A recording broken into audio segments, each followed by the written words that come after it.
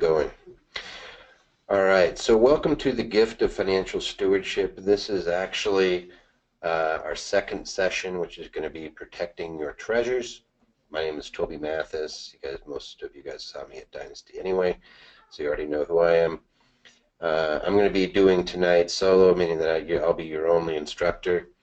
If you have questions, simply ask via the questions panel. You guys already seem to know how to do that. I believe the chat function is disabled so that we have one portal. I will be doing some poll questions tonight, and the way that works is you click on it and then I show you the result and then we go back.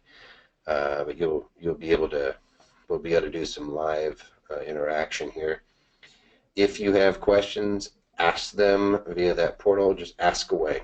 Frankly, it makes it move along much differently and in a good way, meaning that when something is of interest to one person, chances are it's interesting to more people than just that. So I want to make sure we do that. As far as the recordings, click on the link from last week. If you want last week's recording, you should have all of these available in your portal, or by clicking on, again, the link of registration. If we've already done the event, then when you go to that registration link, it'll give you the recording.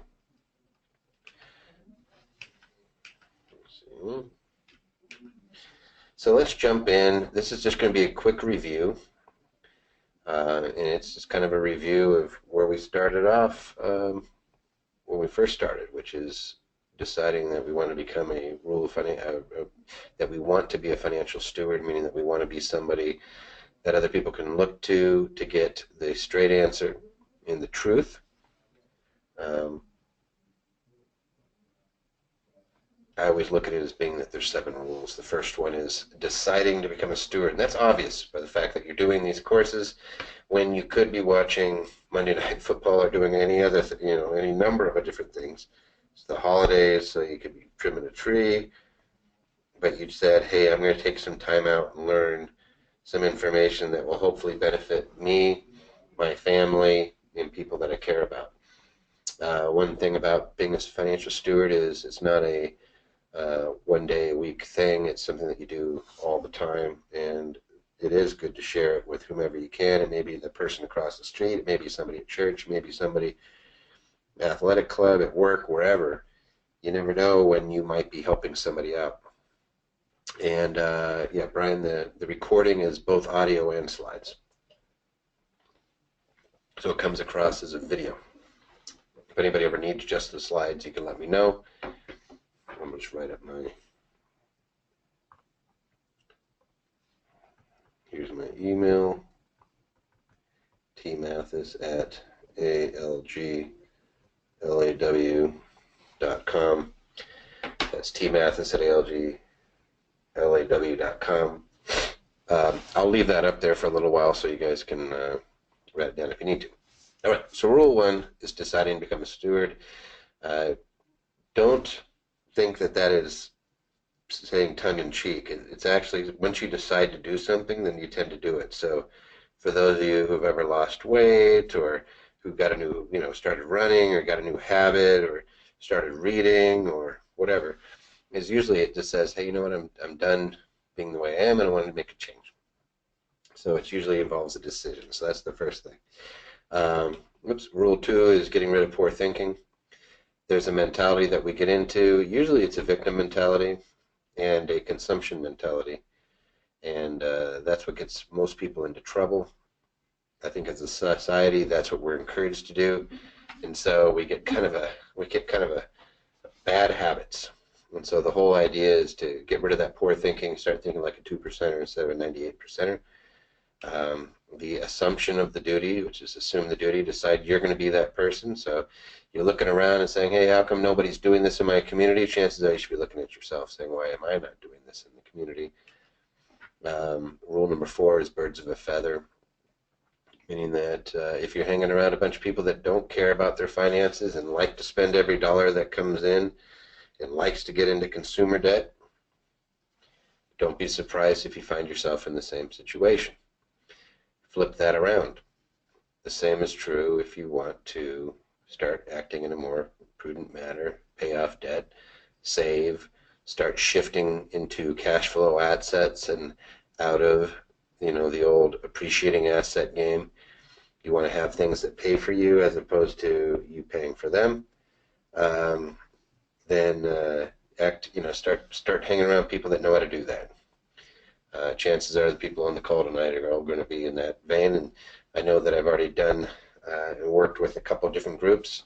My existing stewards, who you'll be joining here in the next month or two, and then you'll have a whole bunch of them around you. Plan like a steward. Planning just means actually there's a power of writing things down. There's a power of actually picking a course of action, and even if it's not perfect, it doesn't matter. It's just doing something.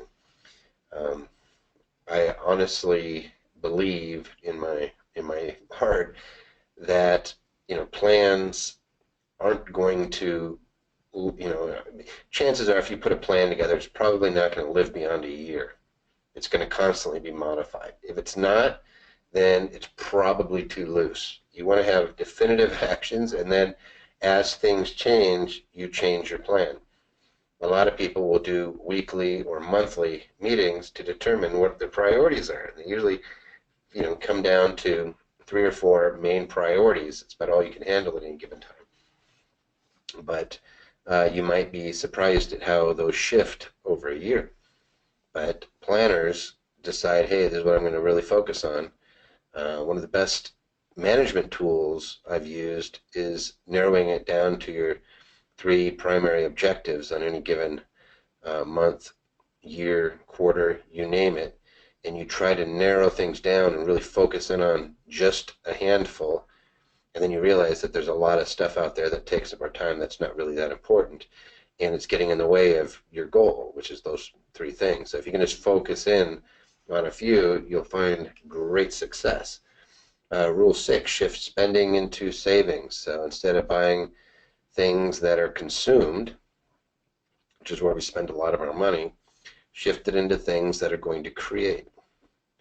So if I put money into a cash flow property, for example, there is no end to the creation of wealth that it'll give me. That property is going to continue to exist. I may have to maintain that house a little bit, but if I keep it in good repair, it'll continue to feed me and my family and my heirs. And we're talking about, children, grandchildren, great-great-grandchildren, great-great-great-great-great-great-great-grandchildren. That property will still be providing an asset for. I could take that same money and spend it on a car, and it's gone. So there's spending and consuming, and then there's saving, and then really putting things into savings, and especially cash flow assets becomes really critical. I'm going to continue to reiterate what net worth is, and my belief is that net worth is how long I could last without working. How long could I live without working? And it's measured in days instead of dollars. So how long can I, basically, if I wanted to retire tomorrow, how long would I be able to continue to exist? So rule number 6 really flows into pushing money into things that'll allow me to not work, so that when I do work, it's voluntary as opposed to being compelled. Rule number 7, don't ever rely on one source of income. If you are a one-earner family, meaning that one person is working, that family will get into a world of hurt if that person loses their job. A 2007-2008 showed a kind of a volatility and a fragility of the U.S. market, and just how much it could be decimated and put people you never would have expected to be into harm's way. And one of the easiest ways to look at it is, if somebody loses their job and they say, hey, but I got a big house and I got all this equity, and then they go to get the loan, but they can't get the loan because they don't have the job. We call that being equity rich and cash poor. If they had any other income stream, they could have weathered a lot of those storms, but if they didn't, then they found themselves in financial, just being devastated. So we don't want you to be in that situation. The way around that is to have other things working for you and having other sources of income. It could be interest income, it could be rental income, it could be a job, it could be a business of your own, it could be licensing intellectual property, it could be any number of things that create income. It could be that you have two jobs instead of just doing one, that maybe there's a secondary that enables you to have a little bit of wiggle room, and if in a pinch, you're able to survive. So it's just not relying on one source of income, getting that out of, unfortunately, that's what we're raised up to do. Raise up, get out of college, get a job, great paying job. I mean, a job is still awesome, and it gives you the ability to buy the assets that are going to allow you to retire early, but you don't want to rely on that job as your only source of income. You want to, as quickly as you can, get other things that are going to pay you money. Zipping on, what we're going to be doing tonight is the second step of making your financial vision a reality. Tonight is going to be protecting your treasures. Yay, we already did how the financial industry is ripping us off, or AKA how your broker is making you broker. You can watch that recording or re-listen to it. You'll get something out of it every time. Even I'm sitting there with Mr. McShane last week, and I'm always surprised at, having been doing this for many, many years, at how you always learn something new every single time, and something you hadn't thought about, and you're getting answers to things that you're like, wow, I hadn't really thought about it that way. So we're talking, I do this a lot, so it always is kind of shocking, and tonight I'm sure I'll have a few more revelations just teaching this, usually from one of you guys bringing something up, and I'll be like, whoa, I hadn't really thought about that. So this is going to be tonight. Next week, I'll be coming at you from Maui. We'll be going over creating your blueprint. December 12th is getting to give, and then December 19th is creating your dynasty. After that, we'll be getting into the real estate webinars. I'll launch all those off. Those are a lot of fun because everybody loves making money, and it's a very optimistic time, so I love that. All right, so step number 2 of the 5 steps is protecting your treasures. So what will we go over tonight? What are the risks you should focus on? And we'll go over that in a second, actually. We're going to go over that in great detail. How entities work to reduce risk. What are the common entities? Frankly, I'll be going over what is an entity. The attributes of common entities and how to conduct a risk analysis. The reason that this is important is it's not just going to be for you, but you want to be able to do these things. Hopefully, eventually, it'll be in your head, and you'll be able to just kind of go, whoa, hey, I'm able to kind of figure out where the peril lies in any situation. In lawyering, we call it issue spotting, and you're able to come up with a bunch. If you ask any attorney, hey, Tom, do I have any problem? No, I'm going to be there with my Alaska group. I have a bunch of realtors that I work with, and we're going to be hanging out in Maui. And those guys, boy, it's usually a fun time, but I come back exhausted, if you know what I mean. They like what do they call it? Pina coladas and things like that. Frilly drinks. All right, so we're going to go over how to conduct a risk analysis, and basically I break it down into quadrants. And you should be able to do it again. You should be able to do the issue spotting in your head on just some basics. By the end of tonight, you're going to be looking at things a little bit differently. I can promise you that. And then it's not just for you, but it's for your folks, it's for your grandparents, it's for friends of yours, it's for your kids, it's for, again, the guy across the street or the person at church or whatever. You're able to kind of say, hey, had you looked at this? And you never know. I gave the story at Dynasty. That was where I sat down with a gal, again, late 60s. I think she was 68 or 69 at the time, and that was in 98. Who said, hey, I just want to make sure I don't lose it. She had lost everything. And it was something that if anybody had walked up to her during that 30-year stretch where she was accumulating things and said, hey, did you know? And then given her a little bit, she probably could have avoided that situation decades prior, avoided it completely, or at least minimized the damage that was done so significantly if it had just been done. One of my employees was telling me of a car accident that she was in and it ended in the passing away of one of the driver, and so it was her estate, and most everything was bifurcated out in the estate, and so the insurance company was able to handle things very quickly as opposed to having a lawyer chase after the assets. Now she was on the side that was of injured, but if she remembers talking to the kids and looking at the kids and realizing if they had decided to go after additional assets, where would it have come from? It would have come from those kids. What these structures do is it makes everybody act reasonably and usually to allow things to resolve themselves quickly. There's a very small chance that you're going to get sued this year. I'll go over the stats of what you're looking at as far as how many lawsuits in a lifetime. It's about 5. So what does that make your annual choices? Well, okay, so we're going to have 5 over a lifetime. So maybe one every 7 or 8 years, something like that. Maybe one every 10 years. But there's still, that still leaves a chance. What we want to do is force any of those lawsuits immediately into a settlement posture so that you can get over them.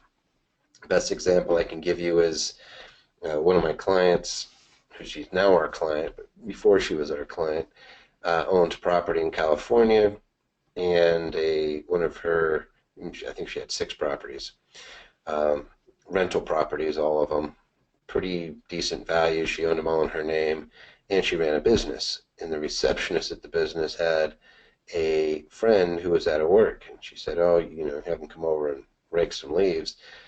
And the next thing she knew, she was getting a workman's comp claim. Workman's comp was outside of her insurance. It was kind of a ploy by the attorney for the individual who allegedly got injured. Supposedly he fell out of a tree. I'm not joking you, raking leaves. The leaves were on the ground, but apparently he ended up climbing up in a tree, though they have no proof of it, and ended up severely injuring a shoulder and claiming all sorts of damages. What the lawyer figured out pretty quick was how to void out the insurance policy so that they could get into the personal assets of the individual who had everything in one basket. It was kind of you learn there's lawyer tricks, and so we'll talk about what it means to be master of pleadings a little bit later, but where you can kind of keep these things from occurring. Kind of like that's kind of an interesting way to look at it, I guess. My dad grew up in Mobile, Alabama, and he said there was a great coach for Alabama named Bear Bryant. And my dad said, everybody's commented about Bear Bryant, about just how lucky he is and how lucky his football teams are, that the ball always seems to bounce up and end up in their hands. He's being facetious, in that Bear Bryant prepared, and as a result, it seems that the breaks went his way. When you do some preparation in planning, it's amazing how you never seem to get sued, or how things seem to get resolved very quickly. So you're not sitting there getting your time tied up. And lawsuits, if no one's ever told you, lawsuits are the things that wake you up at 3 a.m. and cause you to stare at the ceiling and gnash your teeth and think of all the bad things you're going to do the other side. You're going to become Perry Mason and have all these great legal arguments, but it's not going to be good enough just to get out of it. You're going to want a pound of flesh, and you get very emotional. You want to avoid all that. It makes you old quick and a bitter person. So we want to the easiest way to think of a lawsuit is a tree falling on your house. You want to get no more emotional. You might want to say, dang, that tree, but you don't yell at the branch. You just want to be able to get done with it. Move on, pay it, get done. So tonight we're going to be talking about basically structures, how to use basic instruments to eliminate or minimize any potential risk. As you get cash flow assets, you'll realize that other people want them too, and they may try to take them from you. So there's tricks to the trade of how you can keep that from happening. All right, so the big risks. Whenever we talk about asset protection, and I'll just tell you at Anderson, our mission is preserve, protect, and prosper. There's nothing more. It's just 3 words: preserve, protect, prosper. What we look at is how to preserve assets, protect them from third parties, and pass them on, allow somebody to continue to grow and create their own dynasty. The things that'll take it away faster than anything else are these three things here: lawsuits, taxes, and death and disability. And the lack of planning for those three things is what will really destroy you. And these are all three death punches, meaning that if there's a way to get taken out and have your entire package taken away, everything you've ever earned, anything that you've managed to create, these are the three culprits that will usually be, it'll usually be one of them or a combination of them that attacks you and takes your assets away. Lawsuits is a big one, and I'll go over kind of how we got to where we're at now. Just the numbers might shock you. Taxes, it's our biggest expense. It's 31% of the average American's income goes to taxes. There's lots of estimates that'll make that a lot higher when you add in sales taxes, etc. And by the way, April, that chances are, someone just said I froze and there's no more volume. Chances are that's your connectivity. Refresh your screen and probably use your dial-in phone as opposed to the computer. Unless, yeah, other people are saying they're fine. So it's, chances are that's what it is. Use your telephone to dial in. The number should be there on the GoToWebinar, and that'll give you more bandwidth. All right, so we will jump back into that. The taxes. So 31% average American, that's federal income tax. There's state tax, there's all these other fun taxes, but the big one that'll take more than just about anything is your tax. If you're in California, you live in the Republic, then you know it can be 50% pretty quick. And so any dollar we can take off the top, it's basically 50 cents back in my pocket. In other words, I ordinarily would have had to pay to have that, to have the 50 cents left over. I'd have paid 50 cents. If I can just make that into something that is a tax deduction or is removed from the taxable realm, then for every buck I can save, that's really like getting an extra 50 cents because I'm no longer paying that big fat tax.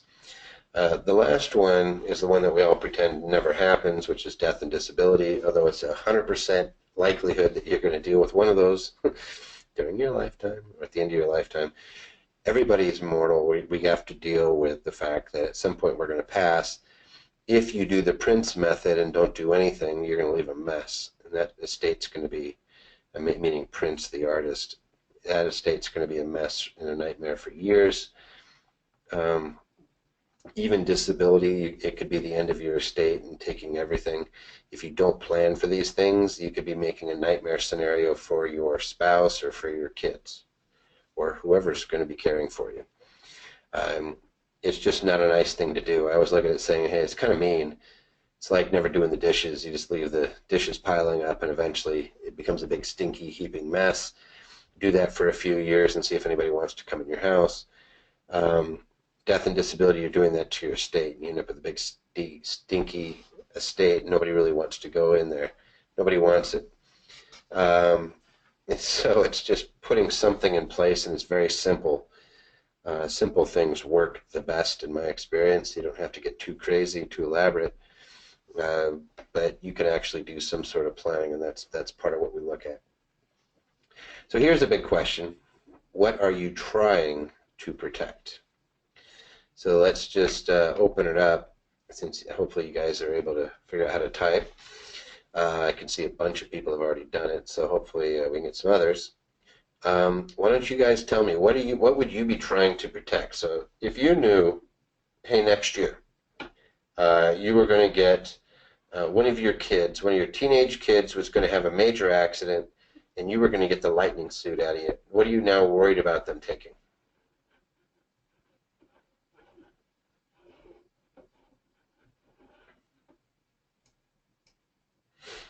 Retirement accounts, home, house and property, future earnings.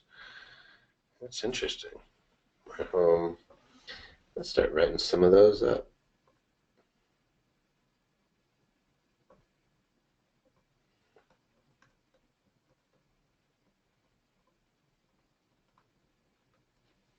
That's a financial security,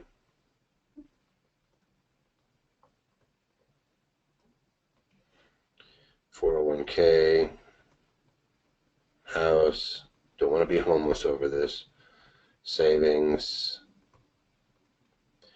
life insurance. I'm assuming that you're looking at the cash value.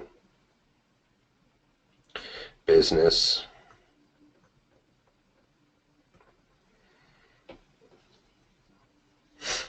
my legacy.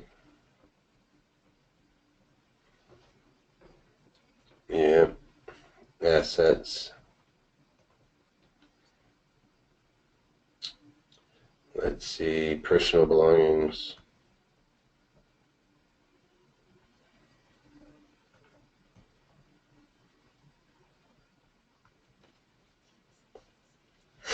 Reputation.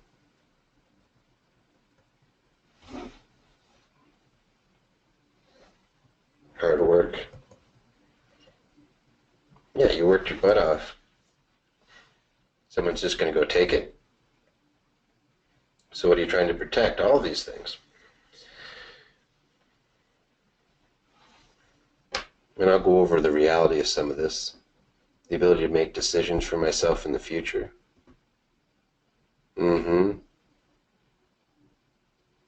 That's very true. I'm going to say that ability.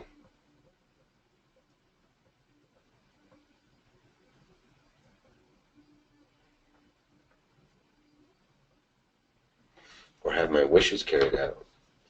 All of those are very, very good things trying to protect. I may add a couple. And this is kind of a variation. Trying to protect my family, my heirs.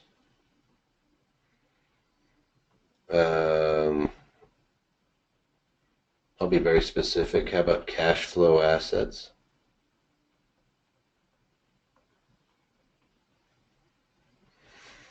We already have business in here.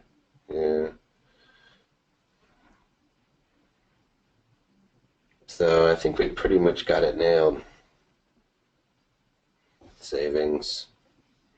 I always put cash flow assets and cash. Those are all good things to try to protect. Now here's a big question. From whom? Who do you think would try to take away your assets? Who knows?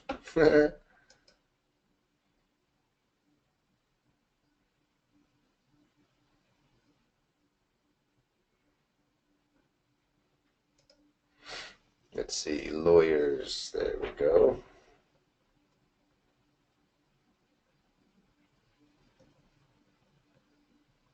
Opportunist. Employer. The devil. I don't think we want to put that. Let's see, neighbor. Insurance companies.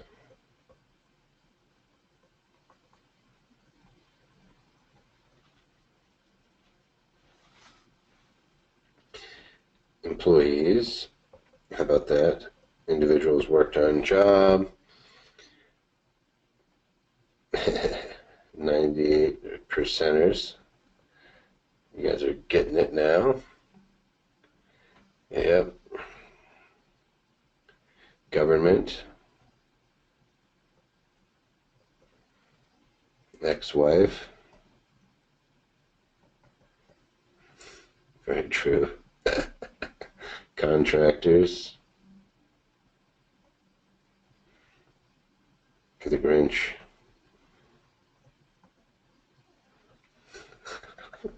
I like that. In-laws. You guys are getting jaded. Peers.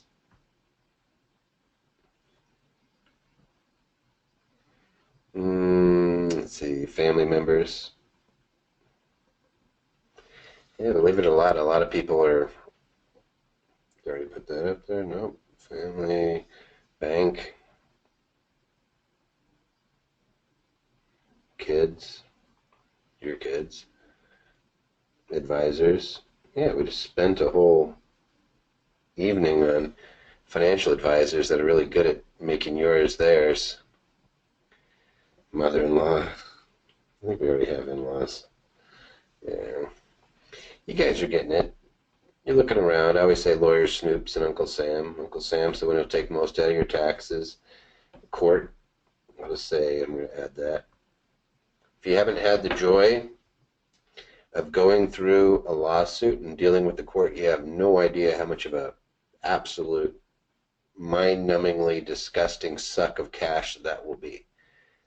Just to have a single proceeding, and I don't even mean a trial, but I'm talking about going in and doing a motion. You're looking at 10 grand in a lot of places.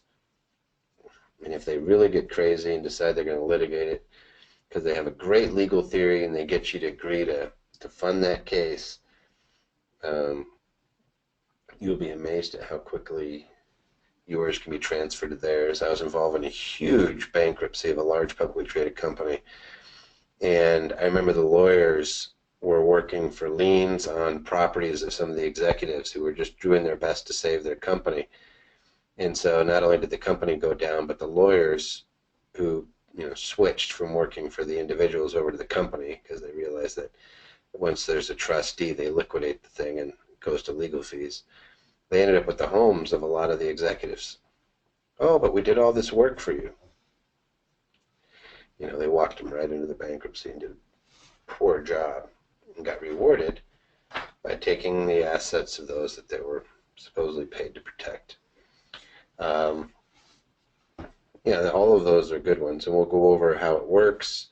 The Grinch, I can't really protect you from the Grinch. You can get, Peggy Sue or Linda Sue, or I forget who it was, that turned him and got his heart beaten. Lawyers, absolutely opportunists. Yep, it's kind of like this. Cindy Lou, thanks, Lynn. It's kind of like this. If I was, or if I'm going to have you do a little visual here.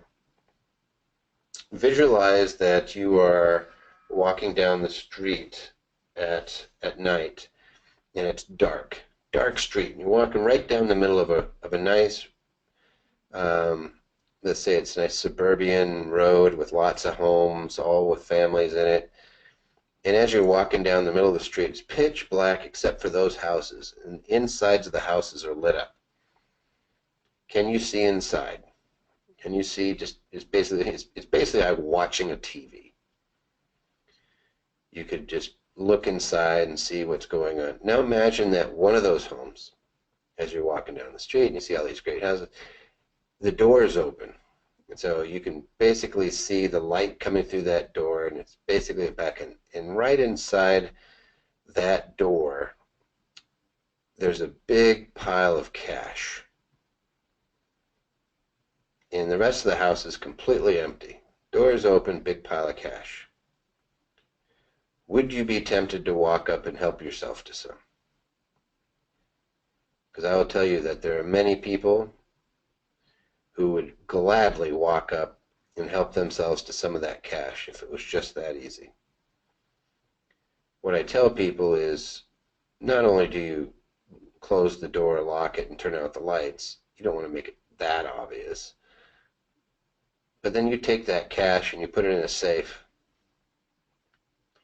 And because we can't protect things that we're not there to guard, even if we had a safe in the house, I have now seen two people that have had their safes stolen out of their homes. Where in one case, this was very recent here, had a client where they just took a brick through the plate glass window, ran in and grabbed a safe. It was something that obviously they knew existed. Probably a previous contractor, somebody did work in the house, or somebody figured out that there was a safe in one of the closets, and they just within minutes they busted the back window, ran in, grabbed that safe, and ran out. And I've seen that happen a couple of times. So what I say is get it out of the house. You don't want it in your personal realm. You don't want to get it to where somebody who breaks into your house gets a reward. And so you never leave your cash in your personal realm, and I'll go over what that means when we get into the quadrant. But you never leave your home in that personal realm. What we do is we break things down. This is exactly how we break them down. We use something called a risk analyzer here, and so that's what we'll use tonight. But we're going to take our personal assets. Let me get a red one. We take our personal assets and we list them into this quadrant. This is yourself. Here's a quick one for you. Is a car a risk asset or a personal asset? Who thinks a car will create liability for you? Go ahead and answer. Yes, yes, yes, yes, yes, yes.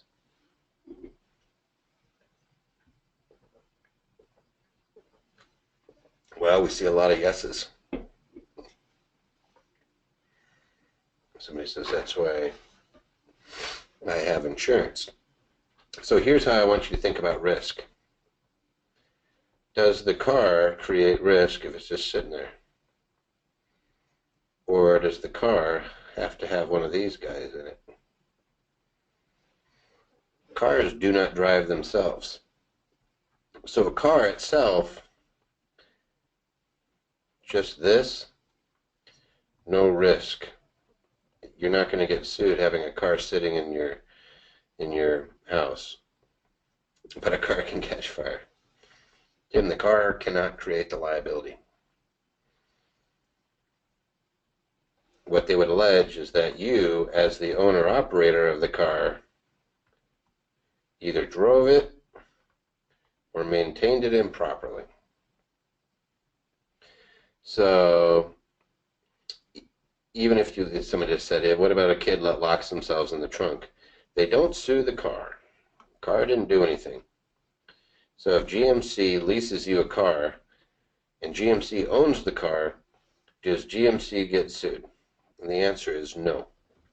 Ownership does not create the risk. I did program through the roof, of course. That's what it was. Here we go. Mine was creamed when it was sitting empty, and it's come back to bite me more than once. It's the operator of the car that gets sued. Car, this is where the risk is. You are the risk asset. So somebody says, if I own that car that catches fire, starts the car is not the risk. The risk is you and how you store the car and maintain the car. So I could actually own a car and lease it to you, and I don't get sued for when you crash the car or do anything with the car. Even if the car starts on fire, you'd have to say, who caused the fire? Was it your fault in the way you stored it? Did you leave it near a hot thing? There's flame or something like that? Was there something in the house? Or was there a defect in the car which makes the manufacturer of the car liable? But the car ownership itself is not creating risk. It's what we call a non-risk asset. The risk that you'll see is you. You, in this scenario, are a big risk asset. Not just you, but even your kids become risk assets. Your entire family can create risk in the personal realm. And this is where we have our cash, this is where we have our house, this is where we have all of our personal assets. And there's no way, if we do nothing else, you are in there with all of those items. Then we have our active business. This could be anything where you're a sole proprietor, your MLM, any business you operate, operate with another person. All of those go into your active realm on your business side. So these are all business.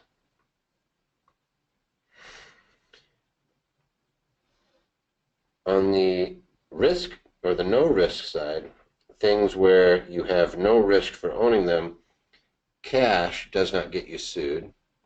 Stocks don't get you sued. For example, if you buy Microsoft, are you concerned that you're going to get sued for Microsoft's liabilities because you own stock? It doesn't work that way. So these are non-risk assets, or a bond. The most you could risk is the investment itself. The risk assets are things that owning them can get the lightning suit out of you. And really, it's in one broad category, and that's real estate. It's the only thing that just by virtue of you owning it, it creates risk. I could go buy a house tomorrow for $5,000. Let's just say I go into Detroit.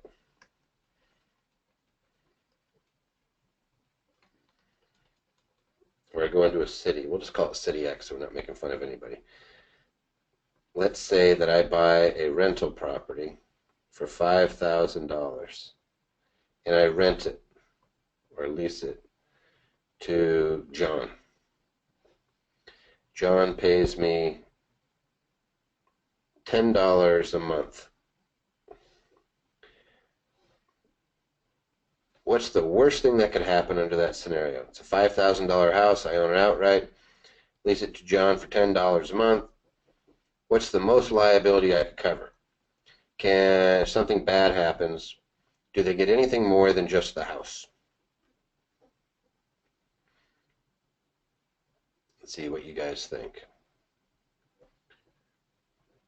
Can they get more than this $5,000 in the house if something happens to John?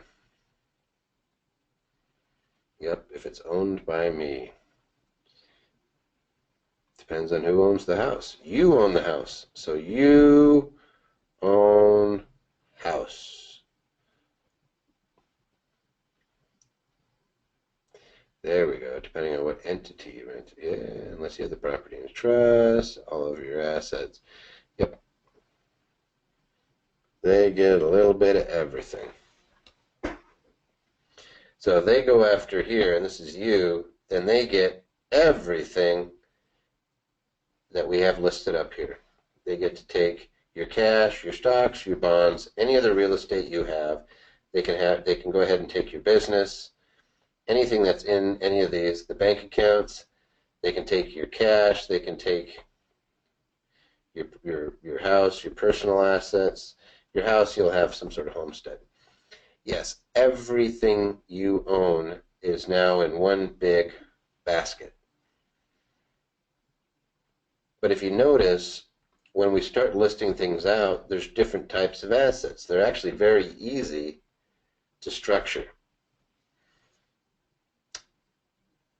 And here they say, if somebody says, hey, they get whatever's in my personal basket, they get everything. If I just have my structure the way most people do it, they're going to get everything that's on my investment side and on my active side, unless I create lines.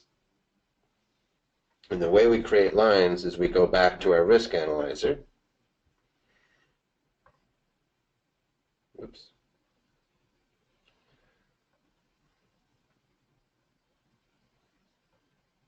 Let's see if I can get this smaller again. So here's my personal side. Here's my bank account.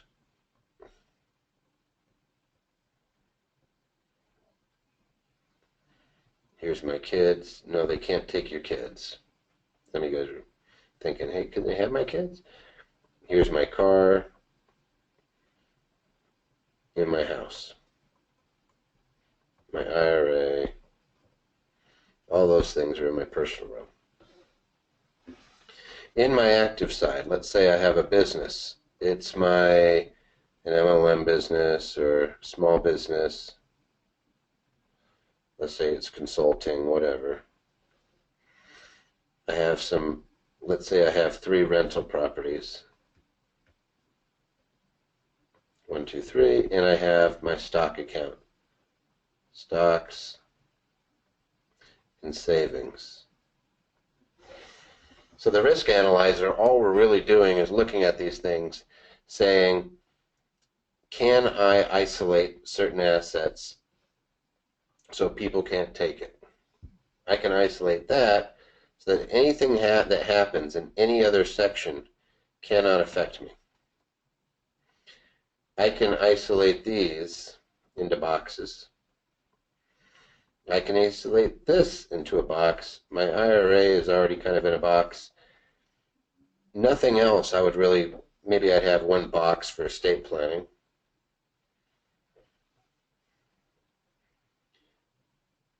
But all I've done is said, hey, if something really horrific occurs over here on a rental property, let's say I had a fire and this was a $10 million lawsuit, they would be stuck inside that box. Everything else remains isolated.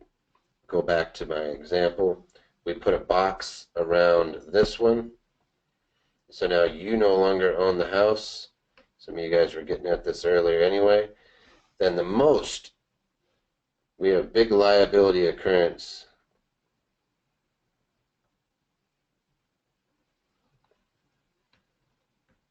Oof. See if I can get my color. We have a big liability occurrence. The most they'd be able to get is that $5,000, the equity in the house.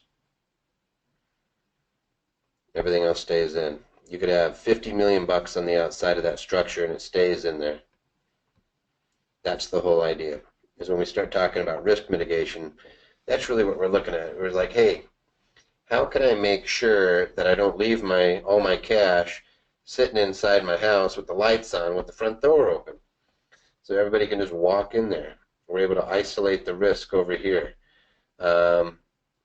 Stocks and savings, since there's no risk, there's never going to be any liability inside it, so we're safe. We don't have to worry. But what we care about is somebody attacking from the outside can't take it. Now that gets us into a situation, which we'll talk about later, where we want to make sure that somebody is not able to take that asset away from us. Even your business, we want to make sure that employee or some issue happens, and I'll give you guys an example of one, that they cannot come and take these assets. They cannot come and take these, that we're able to just limit it and keep them isolated. The easiest way to think about this is if you were packing a bag. Let's say we'll go back and we'll pack a bag. So you're going to go on a trip.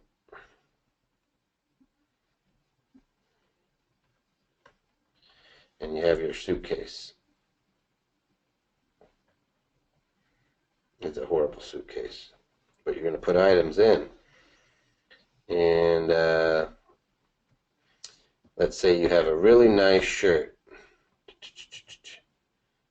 Nice collar. That's horrible. It looks like a bad Santa Claus outfit. Yeah, I'm taking a trip to Maui.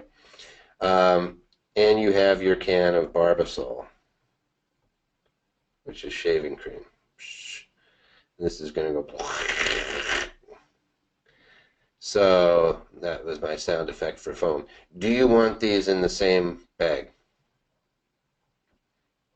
Let's say this is a really nice silk shirt, and this is shaving cream. Yeah, the easiest thing to do is to put the shaving cream in a bag so that if that comes out, it doesn't get all over the silk shirt. Not if TSA is checking. Right, so you just slap that away, and that way it isolates the liability from getting all over the shirt. In the world of asset protection, that's all you're doing, is you're creating isolation on assets from getting all over each other. And that way, your good stuff, whatever your good clothes are, do not get affected by this guy over here, the shaving cream or toothpaste or perfume or whatever could leak. It goes up to altitude and you're going to watch it explode. So we want to make sure that those things don't get taken away.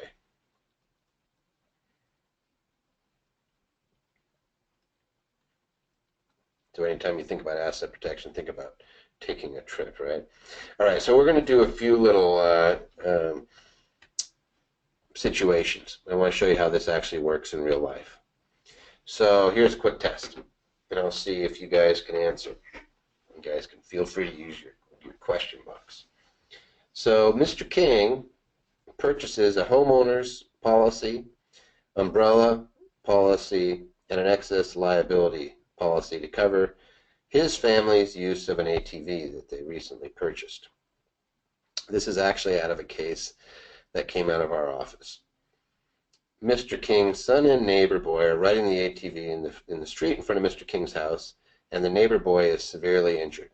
The ATV flips over, and there's some bones broken and a little bit of head trauma. Is Mr. King protected?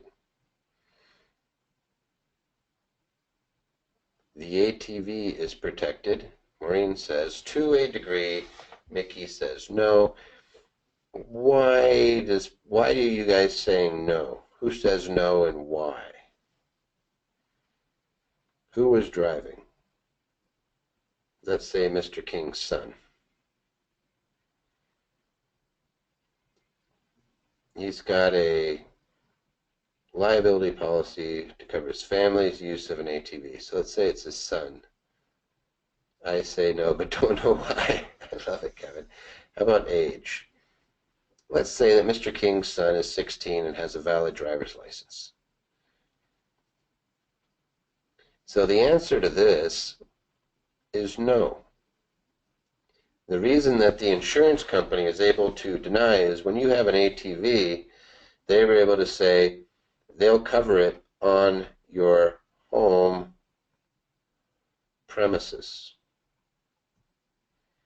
The trick is you always have to read a policy. It'll cover you on your property. What's not covered is the street, because it's in front of his.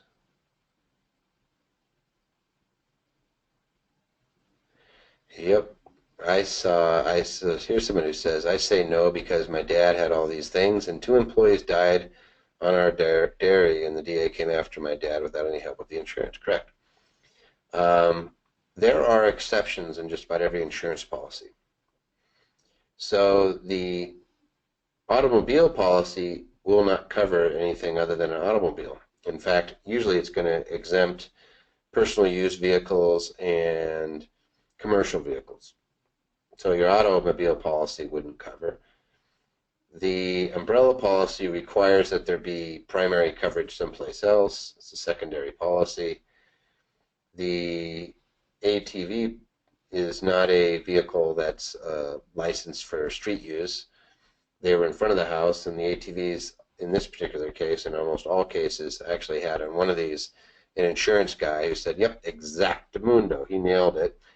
And he says it will not cover you anything off the property. So if you want to ride it around in your backyard, that's great. You got coverage, and then the umbrella kicks in. You come off the property, not so great.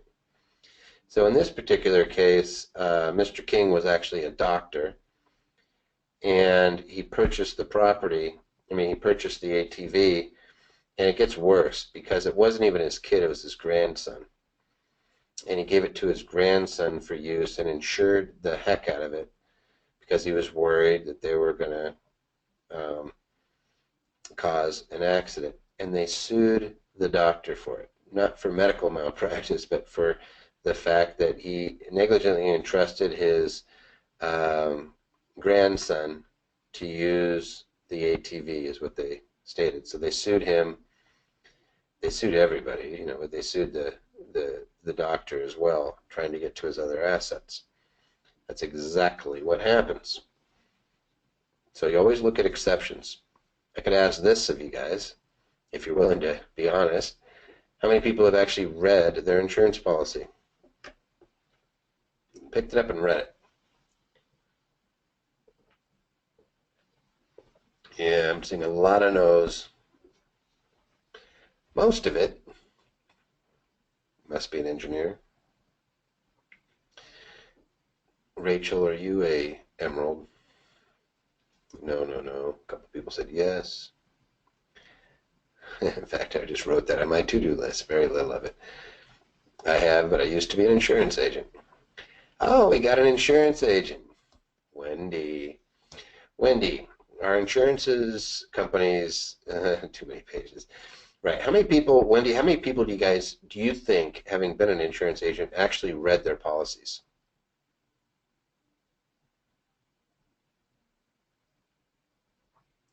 None. That's about right. 1%. Carl read his. But engineer, a lot of emerald. I don't know. I think that engineers, it's really tough to be a pearl engineer. I think you got to have a lot of emerald.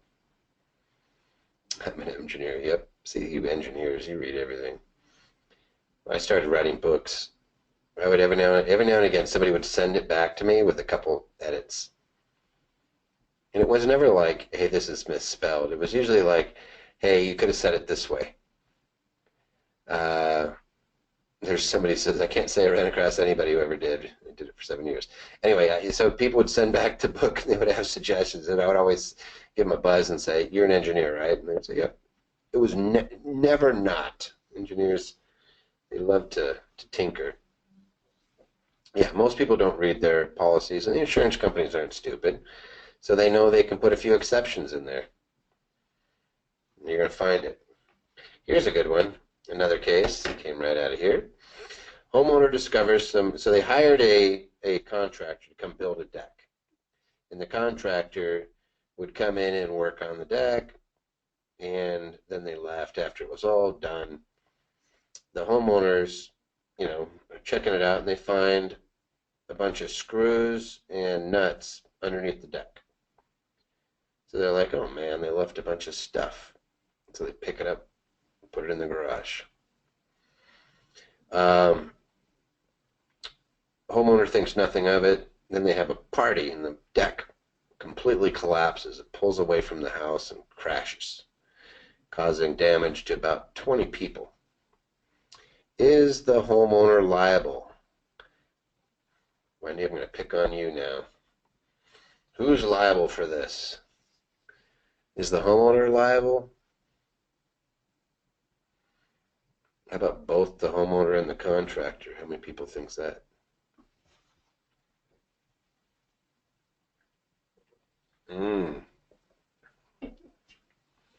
This is interesting. Somebody says, depends on the contract.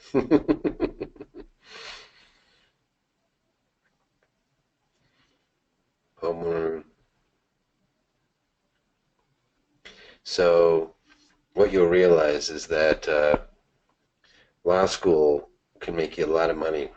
There's this magic word. There's two of them. That's all you got to know after you go out of law school to make a lot of money. Those two words, it depends. Yep, there we go. We got a few. I'm thinking they could both be liable. The homeowner, contractor. But I'm sure the homeowner will get screwed. Yep. Waiver of liability. Da da da da da da.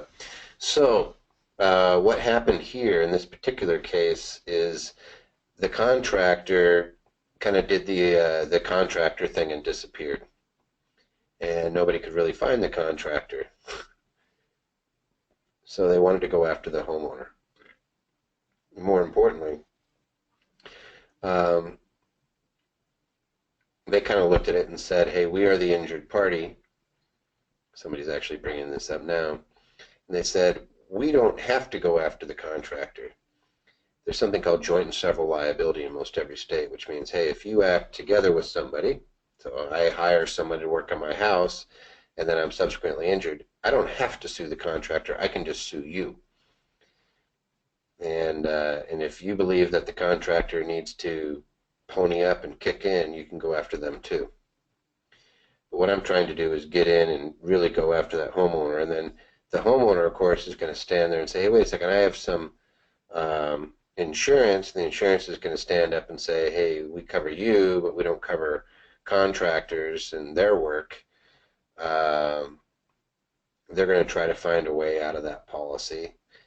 But long and short of it is, you look at it and say, "Hey, wait a second, how could a homeowner be responsible for negligence when they hired in this case, it was a um, licensed bonded contractor?" The way they get to it is they say, when you found the excess materials, you should have known that the job was not completed. And those screws were actually to attach the deck, which had been put up on stilts, securely to the foundation. And the contractor had left because they didn't have the correct tools to drill into the foundation and attach the deck. And so the deck ended up pulling away. It was like a second story deck. So it was up on, a bunch of 4x4s, um, which there was allegations that that wasn't even sufficient, wasn't built to code, and all these fun stuff. But yeah, they're able to sue the homeowner. The insurance company is going to do what's called a reservation of rights claim if they believe that there's an exception. And so the homeowners ends up kicking in money personally. The insurance company ends up paying a portion, and then you get to go after the contractor. The insurance company does what's called a reservation of rights, which allows them to go after the homeowner personally as well, saying, "Hey, if we find that you're more at fault." So it's just a way of getting you personally on the hook. And as most lawsuits go, this ends up being a settlement. So thinking of which, let's just do a quick poll. You guys may already know this, but since I have this, let me see if I can find my mouse.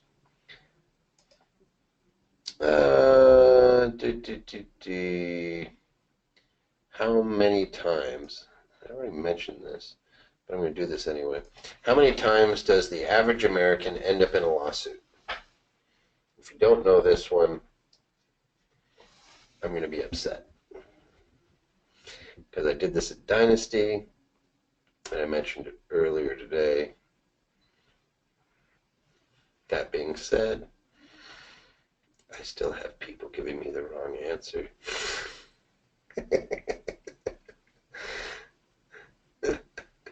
There should be a poll question popping up on you. I can see a couple people answering correctly. Let's see. If you remember at Dynasty, there was a bald guy with a gun.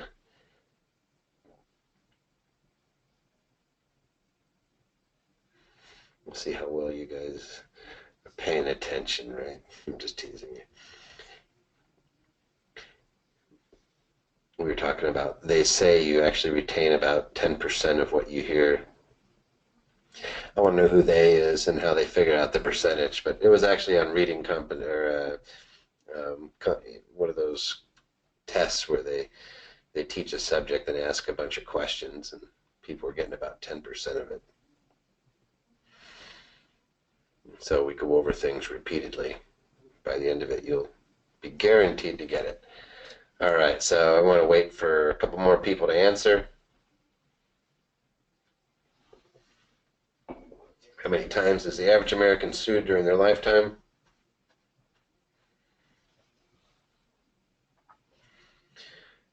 All right, we're going to give you 5, 4, 3, 2, 1.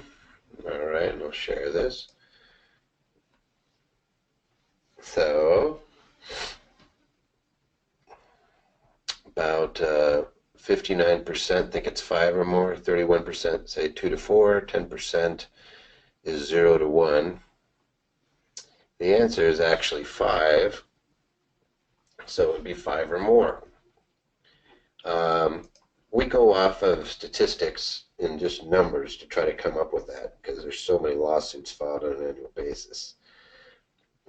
It's quite literally, I think the last number was, you're talking about tens of thousands on a daily basis. Now, there's folks like Donald Trump who's been sued, been involved in over 1,900 lawsuits during his lifetime that are going to skew that. But then there's the homeless guy who's probably never going to get sued because nobody wants to steal his cart. It's basically, yeah, Tim, it's seriously, it's more than five. And there you go. Um, yeah, if you own assets, you're going to skew that number. And when you talk about lawsuits, we're talking about uh, anything from divorce on down. So you're going to be involved in something that's going to get you. And then we look at the most likely culprits. Most obvious, bad contracts. And before you think, oh, it's not really, that can't happen to me. I don't know whether I even shared this one with you, but I watched a $140 million publicly traded company um, actually get taken down because their insurance agent screwed up. And I think I did tell you guys this at Dynasty. It was on the fault line in Interurban Boulevard in Seattle, technically Tukwila, but it's still Seattle. Is it comes up into the water line, the main water line came up into the building, and when that little earthquake hit, it cracked the pipe and it started shooting water into the building. The building was worth, approximately $7-8 million. They had a $6 million policy on it, but when the agent submitted it to the home company, they dropped to zero. Now, the company had been paying the same premiums on that $6 million policy for many years, and it was on the renewal that they dropped to zero. The insurance company won that. It actually the company ended up in a bankruptcy because they got in such a compromised position, relocating, I think it was 400 employees, fixing the building, coming out of the cash to fix it and handle all that. Um, and then also to try to fight the lawsuit, they ended up going into a bankruptcy, and the last that occurred on it was found in favor of the insurance company.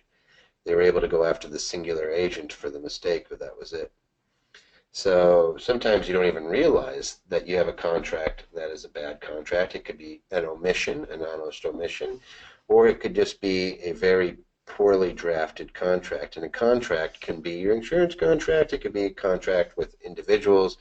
It could be a contract in any setting that could cause you to have to enforce your rights or give somebody rights to enforce against you. And if you think that you don't have bad contracts, go read your cell phone contract or go read your security contract with ADP or any of these other companies and take a look at what's in there and what they're able to come get you for. Maybe you have a car lease, maybe you have some of those things, but it can be pretty nasty. The next one is personal injury. A lot of people say, well, I'm a pretty safe driver, I don't have to worry about it, but if you have kids, you have to worry about them. And that's where it can get pretty ugly pretty quick. We've actually seen this a few times where we have fatalities in a car accident. And it can be pretty ugly. The next one is, this is we actually had an attorney go to what's called a continuing legal education, and they were learning about mold. And the attorney went to the board and wrote, mold is gold. It's the new asbestos. Mold litigation is coming up, and I know, sorry, I know we have one person who's been experiencing this one personally. We've had a number of clients that have had the old shakedown from the tenants. I explained it to one client who was having a really bad situation. They were getting the heck suit out of them for mold on a client who had basically sat in the home. We call them squatters. who refused to pay rent, and it was in a jurisdiction, it was in St. Louis, where it was difficult to get them out. And in further trouble, they got a nice mold suit. And I said, hey, really what they're trying to do is probably just get out of the rent rather than sit here and dink around and spend a lot of money. Just see if you waive the rent, whether they'll waive their mold claims. And sure enough, that's what they were doing. $5,000. And I said it would cost you more to litigate it. And it was one of those. It was an insurance policy that excluded environmental claims, including mold. You'll usually find that in the policy if you read through it. But mold happens, and before you think, hey, this is only if I'm renting, nope, it can happen on your house as well. Actually, one of the biggest cases, if you guys remember reading this, Ed McMahon, he had a contractor come in and fix work on his house, and they alleged that the contractor caused some water damage, and that water damage became mold damage, and it killed their dog and caused them all sorts of respiratory, that they had to move out of the house. It was an 8,000 square foot house, and the lawsuit settled for $2.7 million. So before you think, oh, this is not a huge one, you should see some of the settlements that are coming out, not just settlements, but the actual jury verdicts. Depending on your locale, California, for example, it's strong 7 figures almost every time. If you own the house, you get to deal with that. And it could be your personal residence. Somebody could be staying with you, or somebody could, again, it can't be family, but generally speaking, if somebody comes and stays with you even for the holidays and they say that they were contaminated, expect that you could find that happening before you think that you can't sue your family members. Wait till you see a couple of these next ones.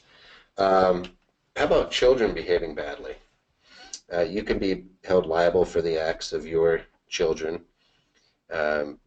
Maybe not criminally, but civilly, you can be responsible for their actions. So if they harm somebody else, it's absolutely more than likely, and again, I'll give you some cases. If you own real estate, you get the joy of bad tenants. My partner, Clint Coons, grew up doing apartment buildings or working apartment buildings with his father, and has some pretty interesting cases of tenants behaving badly. One of them was a gentleman who actually caused his own demise using a stove as a heater. Too much booze and falling asleep in front of a steaming stove caused him to go unconscious and then cooked. Just nasty situation, but tenants sometimes cut shortcuts. They're also very good at removing things like batteries out of battery detectors, especially if one's needed for the remote. And so you can find yourself on the bad side. One of the more interesting cases I've seen was one of our clients was actually one of the bigger personal injury attorneys in Georgia, and one of his cases, he's actually had a few. This guy named Howard Spiva, he was the one who sued Savannah almost into bankruptcy. One of their famous trees fell on his client. And they refused to settle, so he took him to a jury trial, and he got a lottery win, if you know what I mean. But in this particular case, it was an individual who built their house to code. They rented the house to a family. Family had an infant, and it was one of those families that didn't watch their children, and the kid was upstairs in the second story, managed to crawl in between the banisters and fall through. And they sued the landlord saying, you're liable. The landlord said, hey, I built it to code. And they were able to successfully argue against that landlord that they should have narrowed it even further. Even though they built it to code, they should have known that since there was an infant in the house, that those banisters would not keep the child from falling through. And they managed to successfully convince a jury to award a multi-million-dollar verdict against that landlord. These are some things. This goes into this next one, which is receiving bad advice. Sometimes people say, oh, just get Insurance, that'll be enough. I hope you're starting to realize insurance is great. I always look at insurance as a good way to get a lawyer, and having somebody that's going to have a vested interest in trying to settle out your case. But don't ever just sit there and rely on the idea that there's going to be insurance. I've seen too many people lose everything they have, believing that the insurance company was going to be there for them. And I've seen it again and again and again. In fact, let's just take another pause. I love doing polls. Let's see if I can find my little Bobby here. Here's one. A lot of times we get, can we crawl on your rock now? I can relate. No, but a lot of times we get told something and we want to believe it. So, for example, if you're in a business, and I see a lot of you guys, I've worked in the Danny community now for quite a while with Danny and Hans for many, many years, and specifically in the realm of where you have MLMs, and you say, oh, I can be a sole proprietor, or as somebody starts off their consulting business and say, I can be a sole proprietor.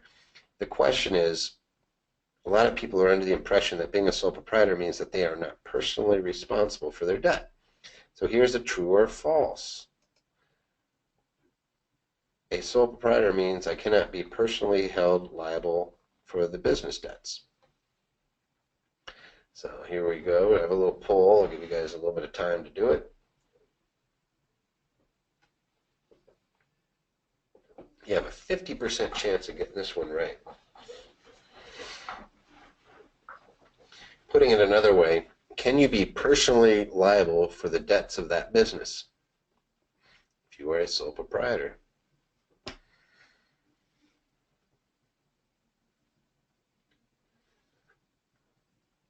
True or false? A sole proprietorship means I cannot be held personally liable for the business debts.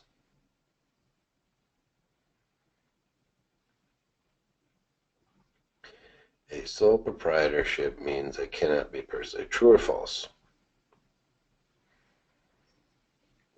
We're already at 80% voting. So I'm going to close this and launch it. Give you guys 5 more seconds. 5, 4, 3, 2, 1. So you guys are good on this one. 98% said that is false.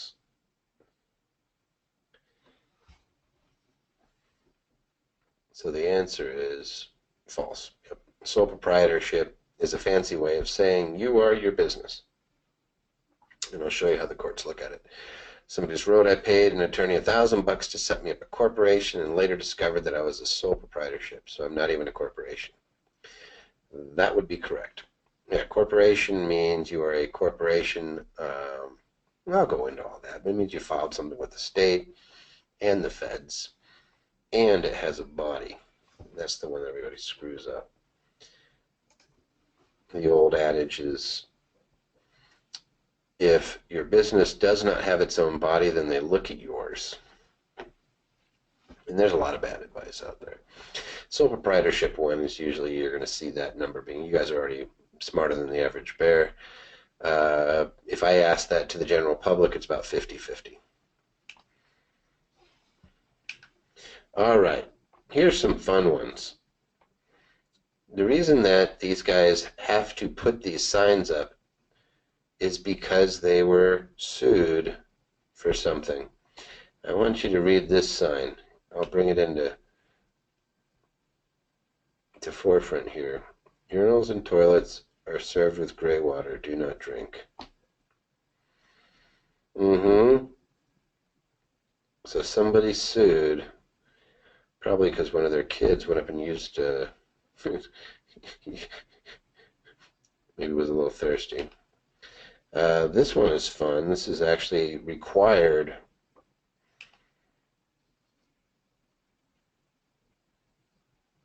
Chemicals known to cause cancer, birth defects, or other reproductive harm may be present in foods or beverages sold or served here. Cooked potatoes that have been browned, such as French fries, hash browns, and baked potatoes, contain acrylamide. Oh gosh, no. Acrylamide, a chemical known to the state of California to cause cancer. Other foods sold here, such as hamburger buns, biscuits, and coffee, also contain it, but contain a lower concentration. Acrylamide is not, I don't even know how to pronounce it. Everything in California causes cancer. Yep. The the FDA has not advised people to stop eating baked potatoes, fried potatoes, or other foods which contain. In other words, they're saying basically, hey, the FDA says you can still eat it. They're not even requiring this, but the state of California is going to require it. Why? Because if they got sued, they'd be held liable, so they're putting a warning sticker on it. Actually, one of the great cases that every lawyer gets to deal with when they're in law school is the Bell Helmet Company dealing with motorcycle helmets and having to put warning stickers even on those. Kid you not. This is one of my favorite signs. Careful. This machine has no brain, so use your own. I like that one. All right, here's actual cases, just ordinary cases. You guys probably read about this. The aunt sued her 8-year-old nephew who jumped into her arms for a negligent hug. I believe she broke an arm. Jury awarded her 0, but she appealed. Actually, I haven't looked at this one in about 2 months. I wonder if there's any case resolution. But you know what the aunt's really suing the nephew for is trying to get insurance. There was a PETA lawsuit for monkey selfies alleging abuse, or that the animal was actually entitled to the royalty for their use of their image. It's pretty interesting. In a case in Washington, a bank robber sued the county for $3.6 million. I believe that they were harmed by the county's police. 8-year-old sued, meaning her parents were sued by neighbors. And in this case, the little 8-year-old loved to put out bird seed, so the birds would fly to their house, and the neighbor said, the birds are pooping on my house. So they sued for $200,000. These are actual lawsuits. Student sues professor, the school, and the president of the university after failing a class twice, probably for negligent teaching, emotional distress, and all that fun stuff. There was an upstairs neighbor who sued over noises made from below. There was actually a $500,000 case in Washington, one against a loud dog, saying that this dog is barking all the time. In California, there was one plaintiff who's filed over 375 ADA complaints. And, of course, there was an 18-year-old who sued, this was in the press too, suing parents for the college education, the cost of tuition. What ends up happening is, American with Disability Act. So when somebody is asked, what's an ADA complaint? Well, in that case, what would happen is the plaintiff would go use bathrooms in gas stations. And they would measure the opening. And if the opening wasn't, I believe it was 31 or something like that inches, then they would sue, even though they were not disabled, saying that you had an ADA complaint. The lawyers would oftentimes troll for somebody who was wheelchair bound to create cases, and sometimes you don't even have to have a disability to sue. Here's some real life cases from you guys. We have some people throwing stuff up there. I know a few of them. I won't mention them. But here's another one I hadn't seen. We had tenants that threatened to sue us because they said the water in the hot water tanks poisoned them while they took showers. Cost us a fortune in legal fees. They were con artists who didn't want to pay rent. We sold the property. Yep. You will get those. And unfortunately, it caused you to sell property. That's never good. I always try to treat it like it's a tree branch again. When I give you the following numbers, this will make sense. There was a Justice Warren Berger who said years ago that these law schools are turning out locusts, hungry locusts, and at that time there was 400,000 active practicing attorneys, and the law schools were churning out a whopping 30,000 new law students every year. Now, when I show you these numbers, you're going to be pretty shocked. And even if you've been through the stewardship classes before, these have actually gone up. So here's the last count of lawyers in the U.S. 1,300,705 active attorneys in the United States, practicing attorneys, according to the American Bar Association. This is from 2015, last year.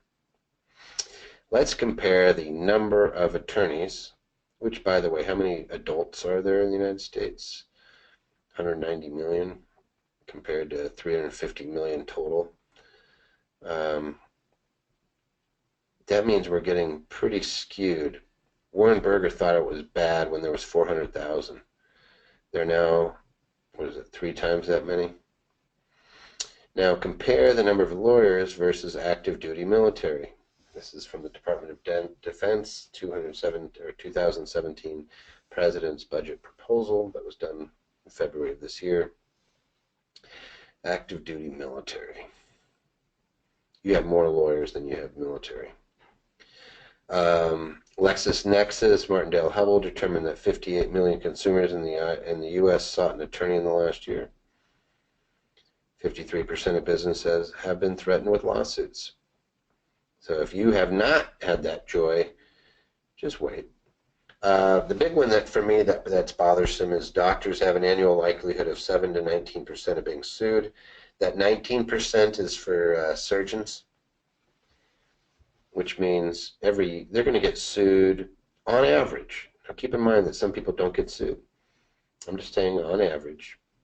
If you are a surgeon, you will likely be sued about once every 5 years. And only 16% of Americans believe the judicial system will protect them against frivolous claim. Is there a solution? Yeah, there's a solution. We'll get into that. Why so many? I mean, just take a look at this. As a liability cost, as a percentage of gross domestic product, we're at 1.6, as opposed to Europe, it's 0.6. Canada's getting closer to us. You Canadians are fighting for us. And then, of course, the United Kingdom, where we get our laws in the United States and Canada, is pretty high as well, but not nearly. Nobody's even close to the U.S. And is that why health costs? Well, it's not just health care. It's all things. It's estimated that a third of the cost of a ladder, it goes into the liability costs for even manufacturing them. The reality is, though, that 95% of lawsuits settle out of court.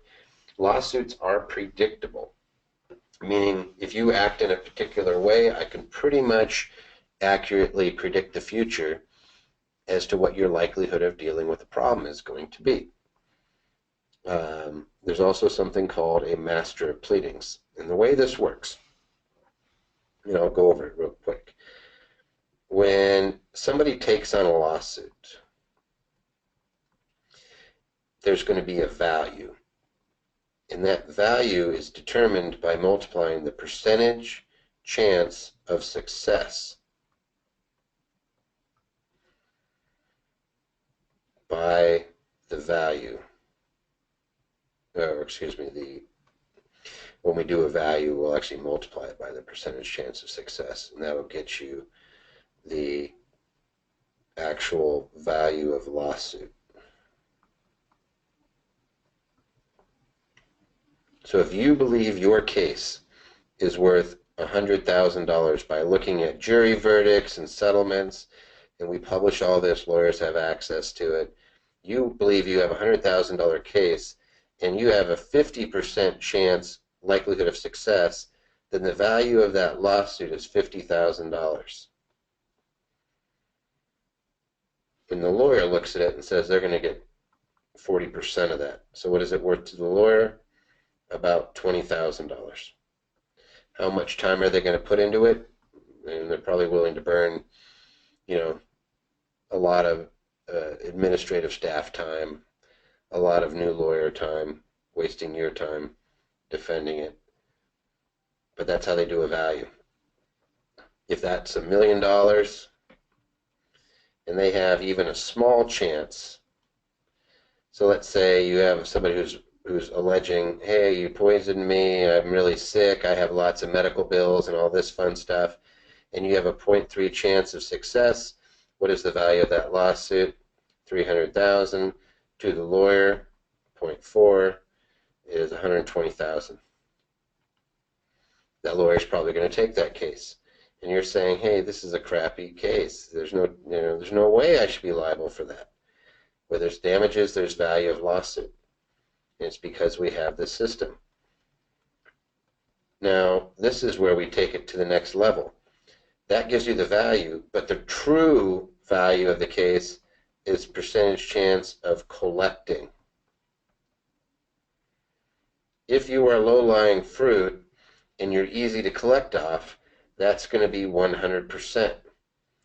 What we want is to make that number not so high.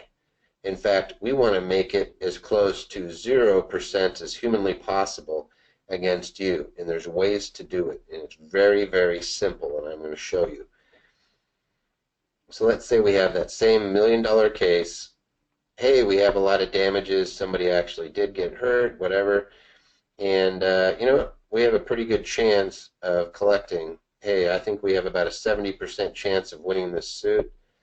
That means the value of the lawsuit is $700,000, but we have a 0% chance of collecting. What happened to the value of that case? 0. Lawyer doesn't want it now. The percentage chance goes up when there's just insurance. But if that insurance policy, let's say we have a $1 million case and we have a $200,000 liability policy, we don't want the $700,000. We want it to stay within this $200,000 policy. And that raises the value of collecting to, hey, that insurance company will pay 100% of the time, but we're going to do this, and then we're going to subtract off some costs on the plaintiff's side, and that's going to enable you to settle. Some of you guys don't like that. Hey, somebody's settling, they're getting a piece. That's just the reality.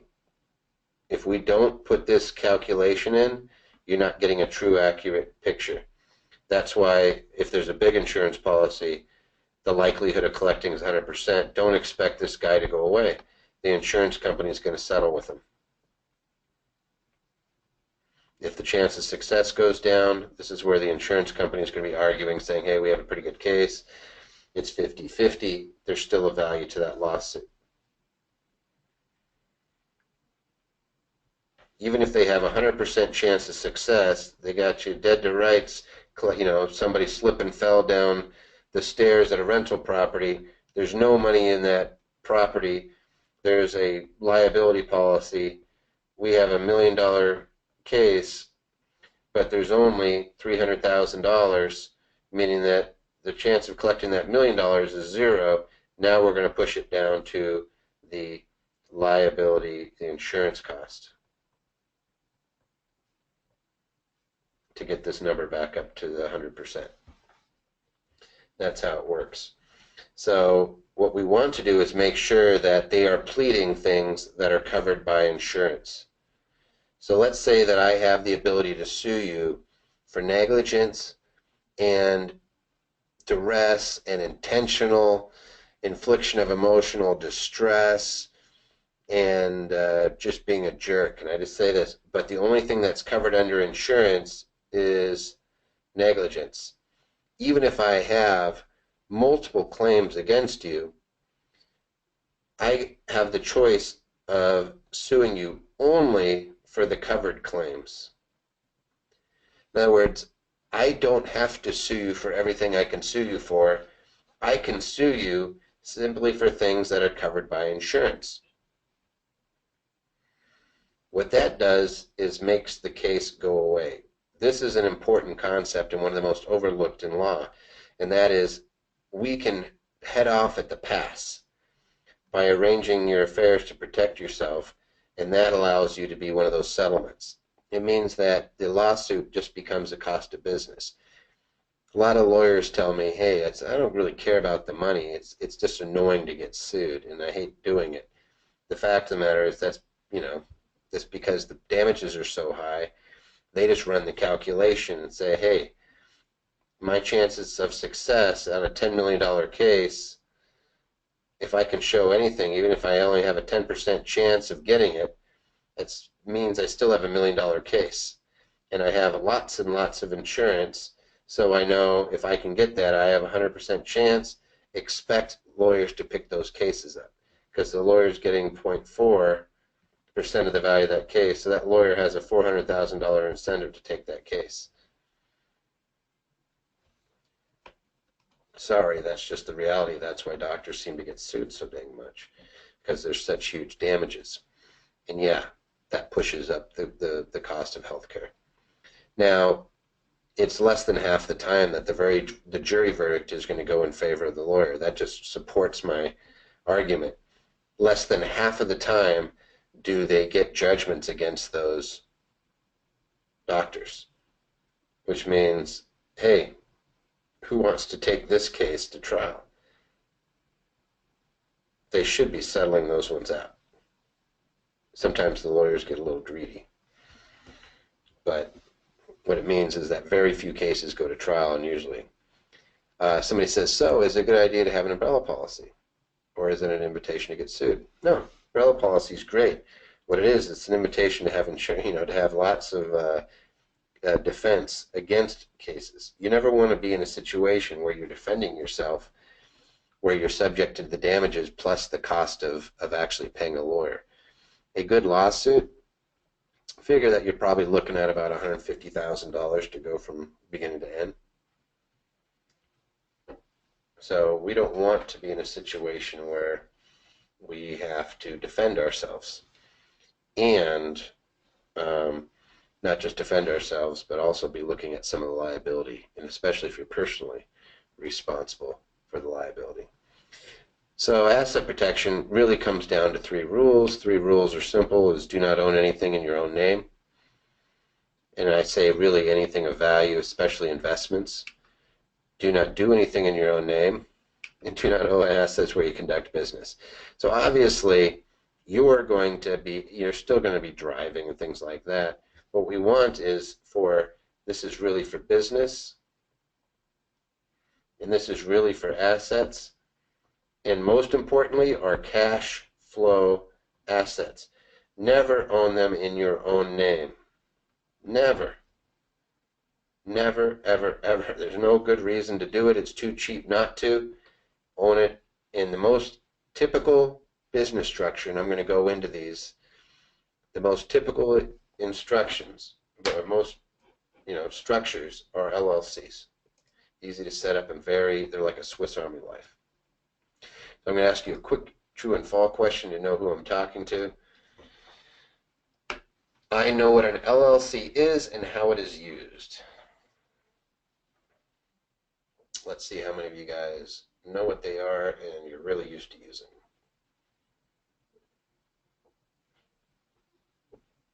For those of you who have been through the stewardship courses before, you may be a yes. For those of you who haven't, imagine you're going to be a no.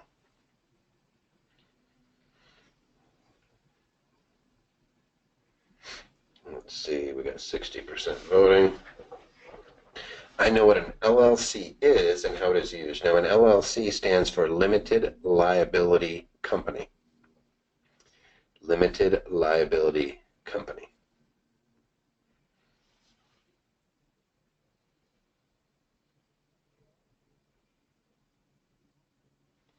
They've been around since, I think, 1977. They started in Wyoming and spread all over. But it is a Swiss Army entity. And I'll explain what that means. If you do nothing but use LLCs, you can accomplish 90% of all the asset protection you need. But I will show you how it works. Need a few more people to vote. Give you 5 seconds. 5, 4, 3, 2, 1. I'm going to close this up, and I'm going to share it with you. So about 60% of you know what they are, about 38%. 40% say, hey, I don't know what they are and how they're used. So I am going to explain what they are here in a little bit. In fact, I'm going to break down all of these wonderful entities that are floating around out there. By the time you walk out of here tonight, you're going to have a very good idea. In fact, you may want to go back and watch this section a few times because I'm going to go through what these are and exactly how they work. All right, so this is the fun part. Asset protection is not rocket science. We do have a rocket scientist on this in this webinar. Does not have to be difficult. So the solutions to asset protection, really simple, is to always carry insurance plus an umbrella. And what this really is lawyer insurance. They will defend you underneath their insurance policy. They'll almost always cover that cost, and they have these guys on retainer, so they'll come to your defense. How do I make sure that I do not own the assets in my name, especially with real estate? It's very simple. We use something called land trust to hold title. You can own any piece of real estate as a trustee of a land trust. And what it does is it separates legal title, title from beneficial ownership.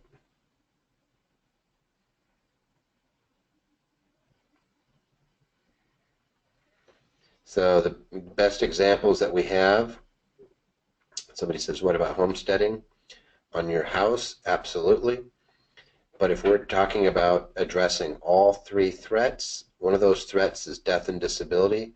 If you own that house in your name, you are probating that house no matter what. And you're basically going to have many months of trying to transfer. If we own title of all of our real estate in trusts only, we have now guaranteed that we do not have to worry about probate. But those trusts do something else, and this is how it works. So if you remember old Disney World down in Orlando, or the Sears Tower in Chicago, both of those, they used land trust to acquire the land because they didn't want people to know that as they would acquire title, and the way title is, for example, is A.T. Mathis. Let's say I'm buying 123 Main Street. A.T. Mathis, trustee, 123 Main Street, trust. That's how title could appear. I could also title that as 123 Main Street Trust,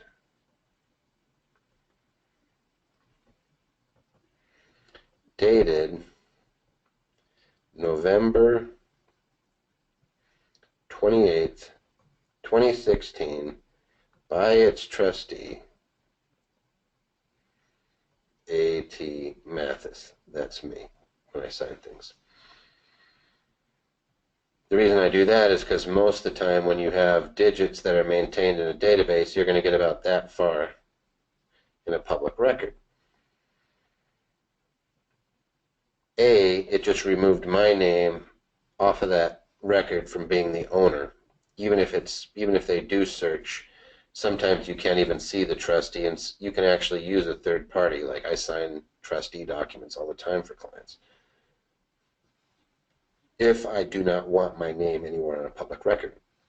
But what they can't see is that the beneficiary of that trust is actually Disney Incorporated, or fill in the blank. So when Disney was buying up property in Orlando to build their amusement park, what would happen if everybody knew that Disney was buying up that land? They would have jacked the price up. They didn't want anybody to know, so they bought through these blind trusts And a trust is nothing more than a contract. It is a contract between, let me make this, contract between three parties. The grantor, the one giving the asset, a trustee, and a beneficiary. That's all a trust is. On title, you only have the trustee. This is legal title only. The one who has the right to the property is the beneficiary. And the grantor, it's called a grantor trust because the grantor retains the rights to change any of those. This type of document files no tax return. All taxes flow to the grantor. The most common type of trust is a living trust, where it goes to the grantor. The beneficiary, if they have all the rights to the rents and everything else, they would file the taxes on something like a land trust, where the beneficiary is entitled to a bunch of rights. If you transfer a piece of real estate into a trustee with the beneficiary, and that beneficiary is something like an LLC, I hope you're seeing how this works now, similar to Disney Inc., then all the taxes would flow into that beneficiary. If you are the beneficiary, and you are the beneficiary, for example, in a living trust, then it's no different than you owning it individually. We just avoid probate and get your name out of the public record. So going back to these, the land trust hold title and allow us to assign the beneficial interest to one of these. In some very limited cases, we're going to have the corporation as the owner. That's if you're flipping or wholesaling, things like that. But I'm not going to really get into that. But the corporation is a traditional business entity. You do not need to ever have a corporation if you don't want to have one. You can do everything under an LLC. And the reason being is these LLCs, the IRS does not recognize them.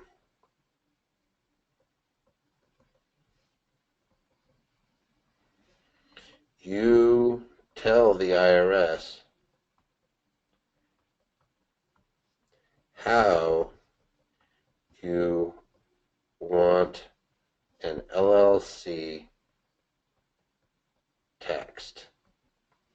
It's called check the box regs. Tim, you just pointed out that this stuff is covered very well in Clint Kuhn's book, Asset Protection for Real Estate Investors. Absolutely. That's one of my partner's books. You can order it on our website. It's like $20. So you tell the IRS how you want an LLC taxed, meaning that it can be taxed either as a sole proprietor, which is equal to disregarded to the owner.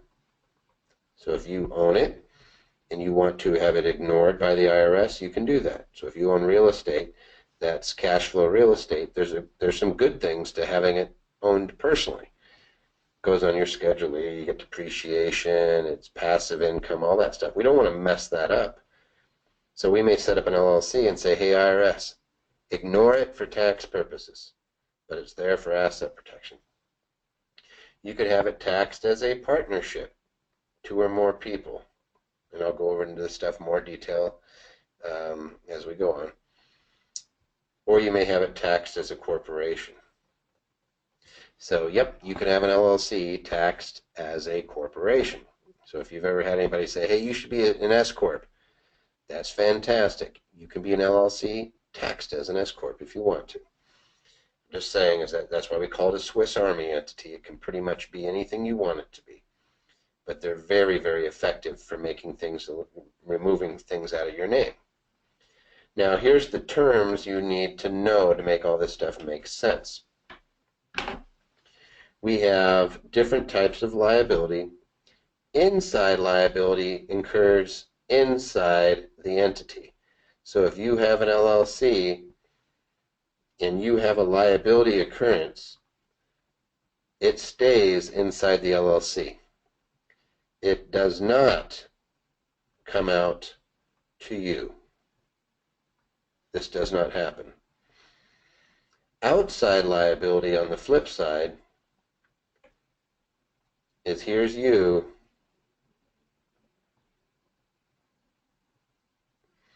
and here's the LLC, and you do something really bad. So you get sued personally because you run into a busload of nuns or something. That's outside liability. Now they're trying to take away your LLC and sell it. So the difference is, did it occur inside the entity or outside the entity? And those are two different types of liability. So if you're a doctor, you cannot control your outside liability. You might get sued all the time. And that's very different than somebody who's trying to isolate liability of a rental property. You may get sued. So we want to make sure that we're addressing both inside liability and outside liability. If your kids get into a car accident, then they may want to try to take your LLC that holds your cash. That's what we want to address. We can protect you from somebody being able to take away your LLC. There are ways to do it, and I'll show you. An EIN equals the federal tax ID of an LLC or corporation. This stands for Employer Identification Number. And that's a social security number for a business. The other terms I want you to know are filed versus unfiled. A filed entity would be something filed with the state. You pay money to a state. For example, if I file an LLC in the state of Nevada, that is something I pay to the Secretary of State to get the benefits of that entity. Unfiled is equal to a trust, something that is not filed with the state. I'm not paying the state for the right to have a trust. I can enter in a contract on my own. I don't need to pay them anything for creating a trust. So a filed entity is something you file with the Secretary of State of a particular state. An unfiled entity is something you do not file with the state.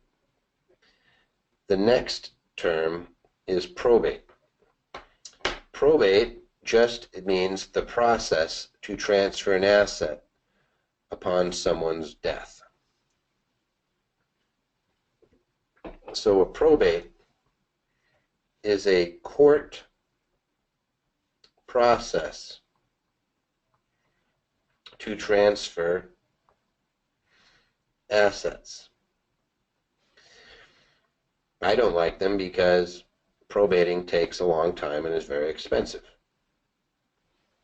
But that's what it is. Trusts are contracts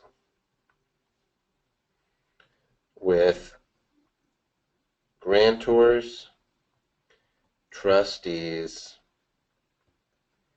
and beneficiaries.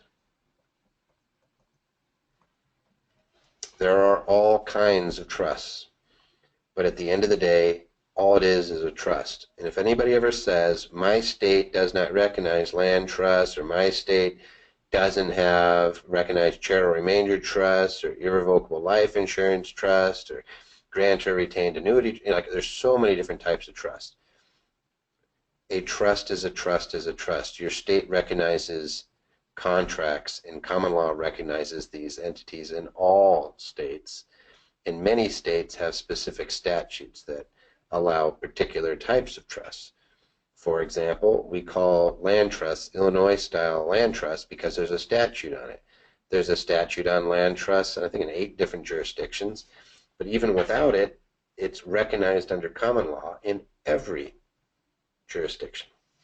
Living trusts, same thing. It's also called an inter vivos trust. So if you want to be technical about living trusts, all it is it means a trust entered into during your lifetime. During your lifetime trust. The last terms are all business entity terms. The first one is a sole proprietor. And a sole proprietor means you are your business from a tax standpoint and a liability standpoint.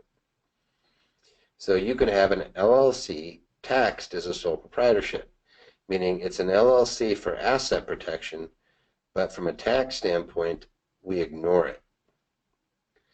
So sole proprietor just means you and the business are one and the same. And that's for asset protection and tax. So you can always address one or the other. So you may say, hey, I don't want to be a sole proprietorship for tax purposes because everything I make in a business is subject to self-employment tax or Social Security. So I don't want to be a sole proprietorship for that. I may want to be an S corp for that. Okay, that's a tax designation. You can still be an LLC and be either. I could be taxed as a sole proprietorship, partnership, S corp, or C corp as an LLC. The next one is a partnership. And again, there's partnerships. It's easy enough to enter into a partnership. It could be oral, it could be written, but there's partnerships from a legal standpoint, from liability protection, where you and your partner are 100% liable for each other for anything that goes on in that business. And by the way, you can be held liable even if they steal all the money and run off in a general partnership. But from a tax standpoint, it's an informational filing.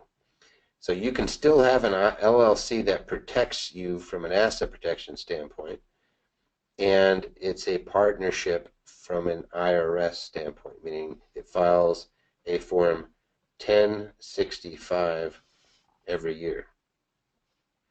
A sole proprietorship, if you are the sole proprietor, just files your regular 1040.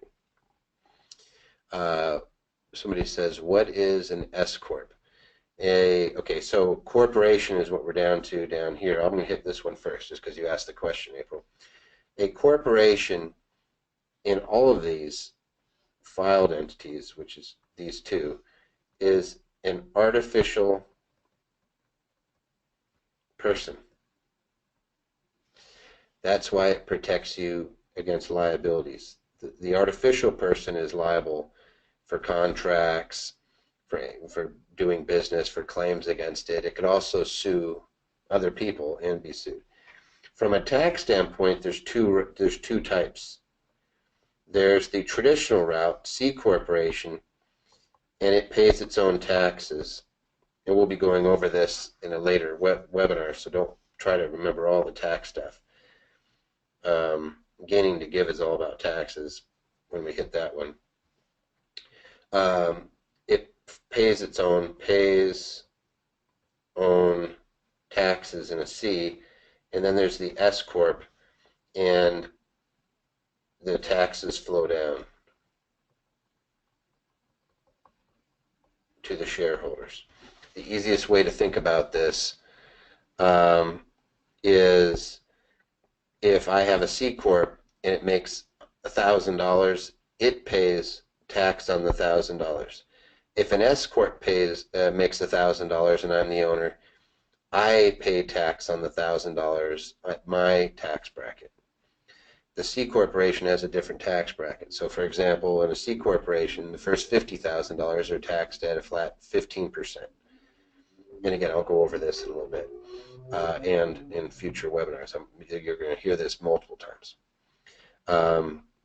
If I make $1,000 in an S corp, it's going to flow down to me if I'm the 100% owner. If I'm a 50% owner, it'll have 50% of it. Let's see. There's a few questions, and so you guys are kind of getting the terminology, and I'm going to go into this in more detail, and we're going to be repeating this stuff over and over again. For a personally owned rental property, you would create a trust and then transfer it to a sole LLC. Correct. So let me kind of go through this real quick. So let's say that you own a piece of rental real estate in your name. Let's see if I can erase this thing. Need a bigger eraser. So you own, we'll just call it Rental 1 at 123 Main Street. And I own it as A.T. Mathis. I can transfer title to the 123 Main Street Trust by its trustee, A.T. Mathis. I can take, this makes me the trustee. So here's the grantor. This equals trustee. So what are we missing? How about the beneficiary? I will take the beneficial interest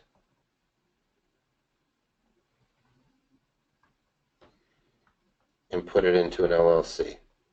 And that's the same thing as the property being in the LLC. So all I'm doing is I'm taking something that's in my name, personal realm, where I can get zapped from a liability standpoint, and I'm transferring it over to the LLC. There's a few reasons why we do that. I'm not going to get into all that tonight. The big one is that when I transfer property into a land trust, the due on sale clause of any debt doesn't get triggered. If I transfer it directly into an LLC, I could potentially have any loans on it get called due. So I like to put them into a land trust just because I don't want to get triggered. The other reason is that this little beneficiary transfer is not in a public record. What that means is nobody can see that I put it in an LLC. Makes it very difficult for anybody to figure out who they can sue and get liability from and get paid from. So it makes their lawsuit worth a lot less. All right, is there a difference between putting corporation versus Inc. on a title? No. You can, as long as you're letting a third party know that they're not dealing with you, that they're dealing with an artificial person. So here's my artificial person is the corporation. What the courts care about is third parties knowing that they're dealing with a artificial person. You can't pretend, there's no artificial person if you don't let them know.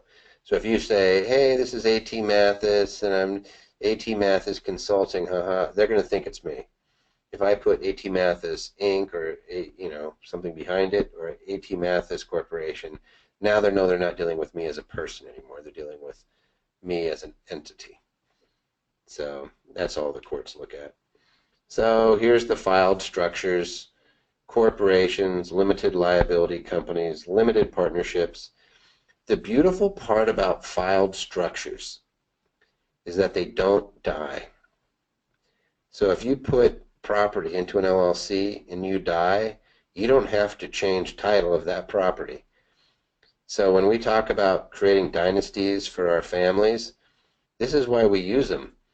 Not only can somebody not take it away, but it's separate from me, so it doesn't die with me. I can set these things up, and they just keep on going.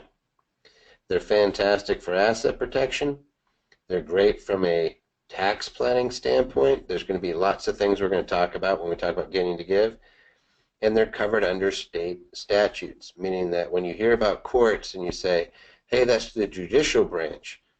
And we don't have to worry about the executive branch. We have to deal about the legislative branch. They're separate and equal. The statutes they have to follow. Courts cannot ignore the state statute. Remember, the states make money on their filings. They do not want a court to be crazy, but courts interpret the law. So the law is very clear. You pay us $100, you get protection. Whatever the state says. Maybe it's $50. Whatever it is. Now, whenever you deal with a filed structure, this means something is filed, and that is called paperwork. All right. So there's documentation that's required. So what type of documentation is required? The easiest thing is when we talk about an artificial person is think about you. Let's see if I can create a new one. There we go. Here's you. How do we know you exist?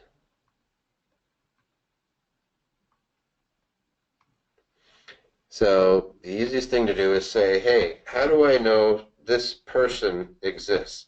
How do I prove it? You might be using a birth certificate.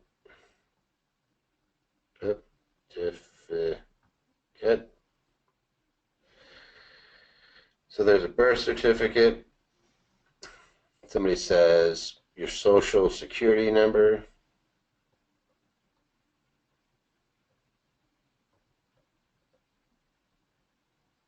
Yep, social security number.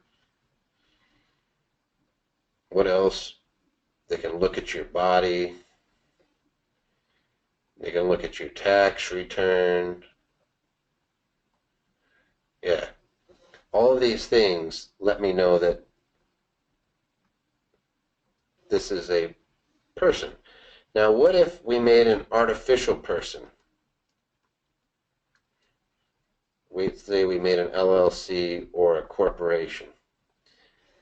Then all of these things have a counterpart, and let me go through them. The first one is on people, we have a birth certificate, and it's a function of the state. Meaning that if I'm born in Washington, I'm going to have a Washington state birth certificate. If I'm born in Hawaii, then I may have a Hawaii certificate of live birth, right? Boy, we made a big mess out of that one. Businesses have something similar. It's called articles. If it's corporations, it's called articles. If it's an LLC, it's called a certificate of formation. Most people use the term articles. If a bank asks you to prove the existence of a business because they want to open up a bank account, for example, they'll probably just say, hey, where are the articles? Whoops, forgot an E. The emerald in me. It is also a function of the states. All 50 states means you have 50 different jurisdictions where you can file it. Do you have to live in the same state as your business? No. You may want to put it in a different state. We have 50 sets of laws. There's all sorts of differences between them. So we get to choose. We get to pick and choose and say, oh, I'd like to use Delaware because they have lots of laws that make it easy to go public. Or I want to go to Nevada or Wyoming because there's lots of protections for the owners of the company and management of the company. But the equivalent of a birth certificate is articles. So if we go back here, in a business, this is equal to, here, let me get a different color. This is equal to articles. How about the social security number? That's going to be equal to the EIN. Oops. Very good. Somebody picked that one up too. Good job, Mercedes. How about the body? You have a physical body. What's the body of a LLC or corporation? I got to say that lawyers screw this up all the time. Accountants screw this up all the time. They never give it a body. And if the business is missing one of these things, who do you think they look at? If we don't have articles of formation, a birth certificate, they look at you.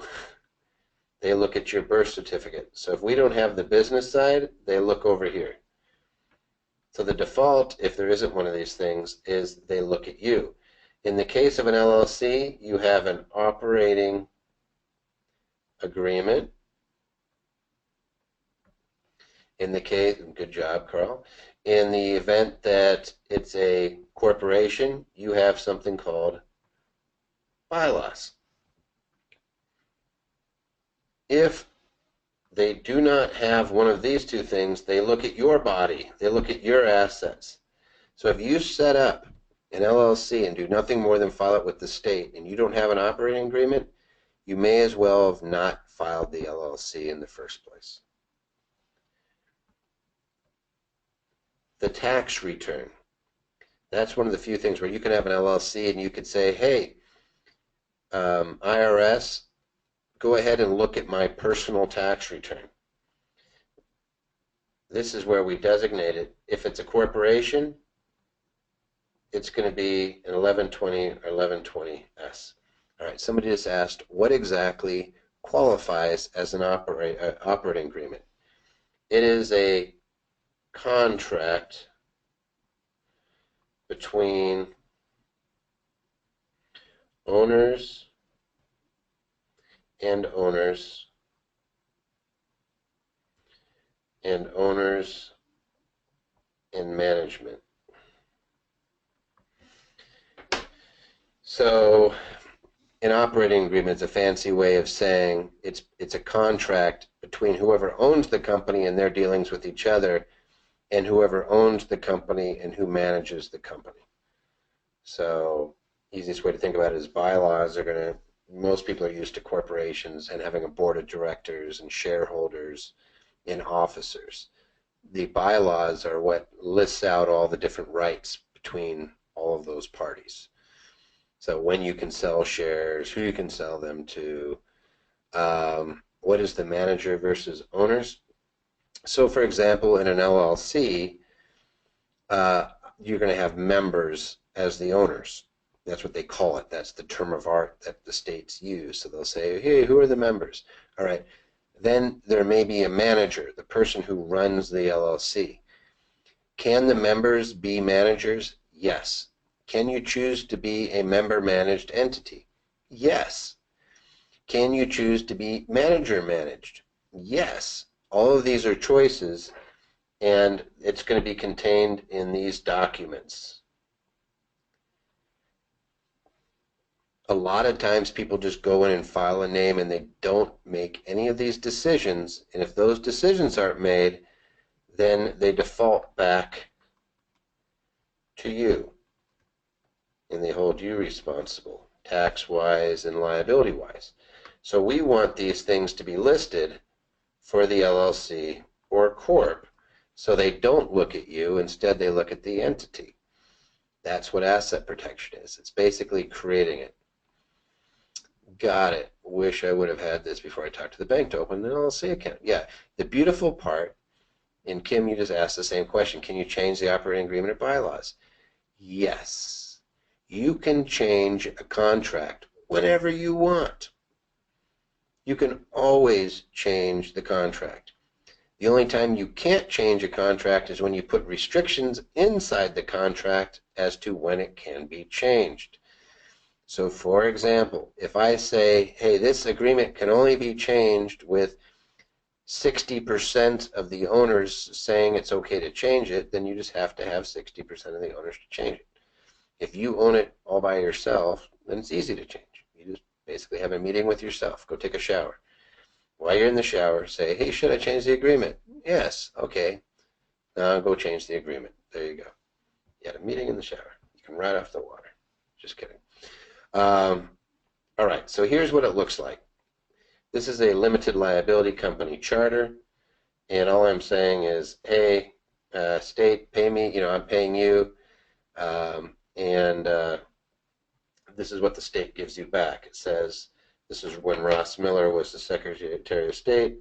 I, Ross Miller, the Nevada Secretary of State, do hereby certify that, in this case, it's ABA Holdings, did on December 10th, 2012, file this office, the article of organization for a limited liability company. Basically, this is a birth certificate. So this is the company, LLC. Boy, my handwriting got worse. So this is an LLC birth certificate. That's all this means. Anybody starts using all sorts of legal words, just say, hey, in English. This is it. This is the birth certificate. This is the actual articles that we filed where we say, here's the name. We're giving it basically a parent. We're saying, how is it managed? This is a big one that a lot of times people screw up. They like to make themselves, the members, the managers. We don't want to do that because if somebody can get your membership, then they can take the management. We never want to do that. We always want to keep management separate. There's a ton of reasons to do that, and I'll go over that in more detail later. But and then in this case, your name wouldn't even be listed. In this particular jurisdiction, in Nevada, for example, I can list my name as nominee and keep your name out of the public record, which means, yeah, you can own a company and nobody knows you own it. That's great asset protection, by the way, because if they can't find it, they can't take it. If they don't see it, chances are you're not going to get sued. Let's see. So if the LLC is simply just you and you created the LLC for asset protection, what would you recommend? Manager manage 99% of the time. Because once you're member managed, then any member gets to manage. So if you give an interest to your kids, then they get to make decisions. If I separate management to myself as manager, then I can give interest to my kids and they have no say. It's actually kind of fun. And that way we can have them be owners, but we don't have to worry about them making bad decisions. They can kind of learn. So here's an initial list. These are all things that are filed with the state that are the earmarks of showing that it's a separate entity. This next one is the actual SS4. This is the application for employer identification number. This is the IRS form for an EIN. And when I say check the box regs, it's literally boxes. So an LLC has choice of how it's going to be taxed. And you'll see, if you can read them, let's see if I can make it zoom in. I'm not sure if I can. Let's see. It's not being nice to me. Let's see. I don't know how to zoom it. Thought maybe I could. What it means is that an LLC could simply put a checkbox here or here, any of these, and decide how it's going to be taxed. That's why they call it the check the box regs. Here's a question. Can a manager be forced legally to reveal the owner's identity? I mean, I could see in limited cases. Usually if a company is being sued, it's going to be for something the company did, and it's irrelevant as to who the owners are. The same reason that I couldn't just conjure up a lawsuit against Microsoft and say, great, give me all your shareholders, and then market to them. You know, that's what some companies might want to do. Yeah, you don't get to do that. In a private company, you may not want anybody to know who the owners are. So could the manager be forced to? Not without a good reason. Can you change how your LLC will be taxed after it is a live entity? Kim, the answer is yes. You just have to follow the rules. If you are single owner LLC and you bring on a new owner, you are automatically considered a partnership and you should file the change of entity. I think it's in 8832. It's a one-page document that lets them know, hey, I'm going from basically being a disregarded entity to a partnership. You can also change to a corporation, or if you are a C Corp, once a year you can change to an S Corp. But technically it's the 15th day of the third day following the end of the tax year, which means in English you have about a 3-month window every year where you can change it. Can I consider this webinar a financial meeting for my LLC? Absolutely, Sabrina. In fact, that's what I love when you start operating a business. It's finding anything you can that you can call business. And these are definitely business when you're doing webinars. So it's always a great idea. And it's a good reason to have a meeting. And by the way, you can actually have your business, if it is a separate taxpayer, like a corporation, and files its own tax return, it could literally rent your house from you once a month, up to 14 times a year, and you don't have to recognize the income. You don't have to declare the income under 280A. This is way beyond what we need to do tonight, but there are all sorts of little tax nuances. C corporations, for example, can reimburse co-pays, non-deducted medical expenses, dental expenses, anything that comes out of your pocket, a C Corp can actually reimburse. And it deducts it and you don't have to recognize it as income. So the tax code is filled with little nuggets like that. All we have to know is that from an asset protection standpoint and protecting our treasures, what we really care about is making sure that it's not us that's owning things, so that if something bad happens because you own it, like a rental property, they can only take the equity in that property. All right, here's an example of the IRS letter saying, hey, when you should be paying your tax. This case, you guys will learn these numbers eventually. This is a 1065, so I know this is a partnership. So ABA Holdings is a partnership, and it says when the tax return is due. It says, hey, this is when your tax return is due. In like a partnership, this is an information. So in this case, all it does is file information with the IRS saying, here's how much money we made and here's the owners. Now, before anybody gets crazy, anything you give to the IRS, it is not a public document. That's why we could not see Donald Trump's tax returns. So you cannot get it. It's not public. All right, and then here's like a business license. You have a driver's license. Your business can have a business license. So, the easiest thing to always consider is anything you have in your personal realm, chances are there's a business realm cohort or similar item. So again, your birth certificate is going to be articles. Your body is going to be like, here's a operating agreement, table of contents, so you can see what type of stuff's included. All the stuff, management, membership interest, how much money do we have to put in. Your operating agreement really is a powerful document. I would always recommend that you have one drafted for you at least the first time. That's what Anderson does a lot, because I could put in there whether you're required to put money in or not, whether you have to distribute profits or not. If it's your company, I'm not going to put a bunch of things in there that are required because I want you to have the ability to control whether money comes in or out.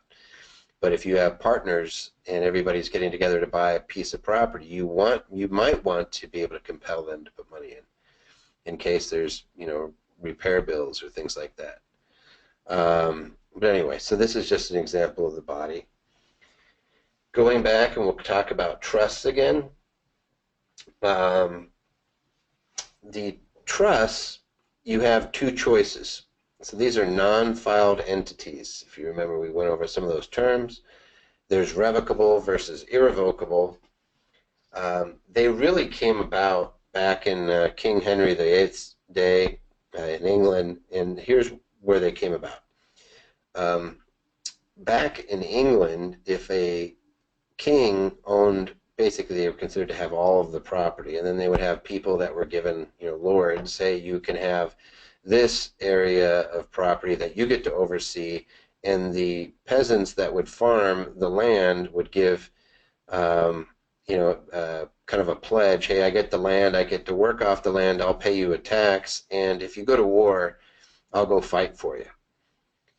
And, that was a good thing for the king because the lands were being used, they collected taxes, and, you guys know all the stories on taxes.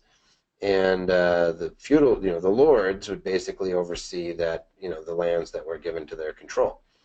Now, let's say that you had a war and off go the landowners and their wives and kids would stay back and farm and do all that.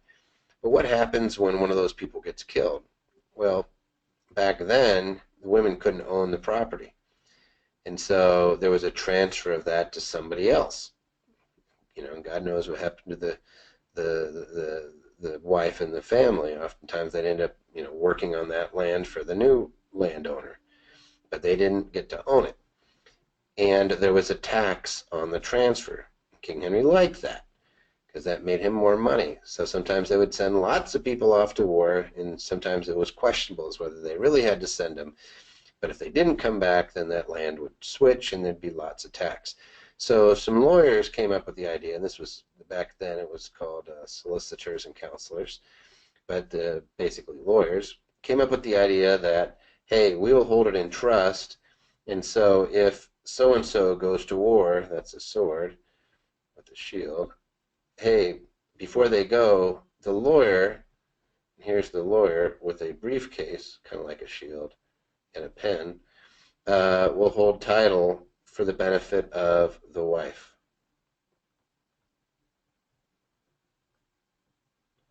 And you're already seeing who these parties are. Here's the grantor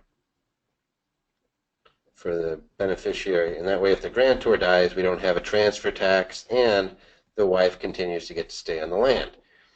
Who did not like this? King Henry. And they said there has to be something called a statute of uses. This still exists to this day, guys. This is back in the 1800s, and this still is rolling around. What it said is the trustee has to do something positive with the property, blah, blah, blah, blah, blah. Most states have altered it. It still exists, but the beneficiary can do things with it, and basically you can still get around it. But the trustee can still be legal title. Ended up happening as land trusts came out of the mix, and they've been used for a number of reasons. Asset protection, you can have irrevocable trusts that can't be changed, which are great for asset protection. The dynasty trusts, that's where they came from, guys. You can think England and the kings. They're great for real estate and holding other property. But they always boil down to grantors, trustees, and beneficiaries. The most common types of trusts, living trusts by far and away, land trusts, that's basically a trust just to hold title. And as we talked about, you can have anonymity, and we can avoid the due on sale clause on mortgages. What a land trust does not provide is asset protection just by putting it in the land trust. You need an LLC to accomplish that. So you always use a land trust with real estate in conjunction with an LLC. An ILET, this is another common trust, and it's for life insurance. People have heard an irrevocable life insurance trust. And basically what you're doing is keeping life insurance out of your estate. If you're over $11 million now, this may be something you want to consider if your estate's worth more than $11 million. Otherwise, don't worry about it. Just know that that's a common trust. Then there's charitable remainder trusts. There's grantor retained annuity trusts.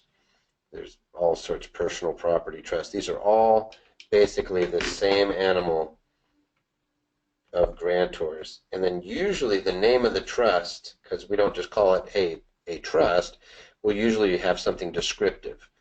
A life insurance trust, a land trust, a personal property trust. It's all descriptive. An asset protection trust. All of these explain to whoever's listening what it is. A charitable remainder unitrust. All these things are just still trusts. We're just calling them different things to give them a description. But at their heart, they are all the same thing. It's revocable or irrevocable, grantors, trustees, and beneficiaries. By far and away in the United States, you're going to see revocable trusts being the king. All living trusts are set up as revocable. When somebody dies, then they become irrevocable. In other words, your kids, you don't want your kids to be able to rewrite it. Oh, mom and dad didn't really mean to say that I couldn't have all the money right away. I think I'll go change that. No, when mom and dad are dead, it's irrevocable. They can't change anything. That thing's being used and followed. All right, moving on, limited liability entities. This is limited liability companies. Don't worry about limited partnerships for now. That's just another type of limited liability entity that's filed with the state. But for the folks that I've met with Denny, it's 99% of the time it's limited liability companies. Every now and again, corporations thrown in. But remember, you can always have a limited liability company that is taxed as a corporation. So you never have to, don't get too worried. How are they used? To break up assets into separate units, separate boxes.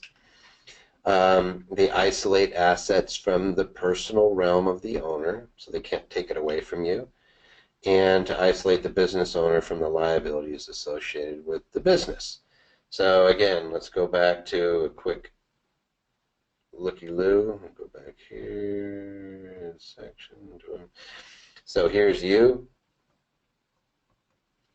Here's your business, Toby's Plumbing.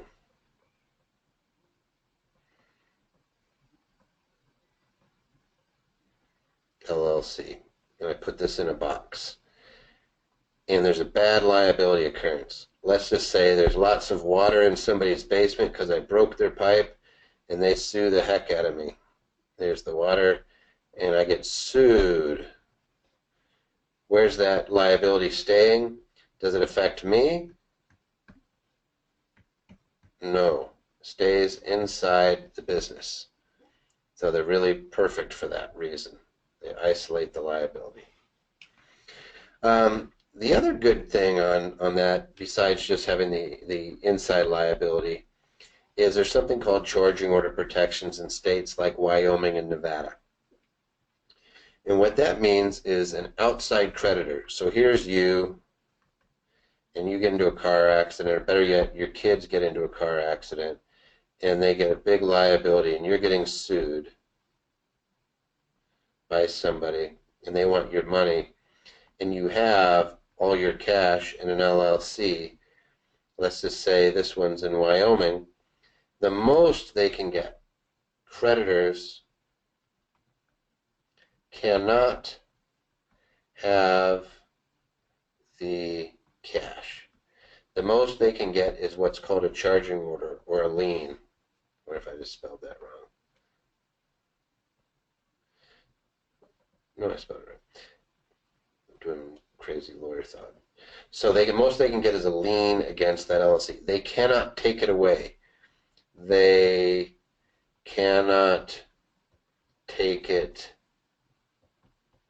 from you. This is huge, guys. This means that you get a $1 million verdict, they cannot take the LLC away from you that's filled with cash. So why would they want it? Well, usually they don't. They settle. That's why we use them. So charging order protection, what does it do? It prohibits a creditor from becoming a partner in your limited liability entity, which is an LLC in this case. Demanding income. This is why the operating agreement is so important. The operating agreements I draft never require you distribute cash.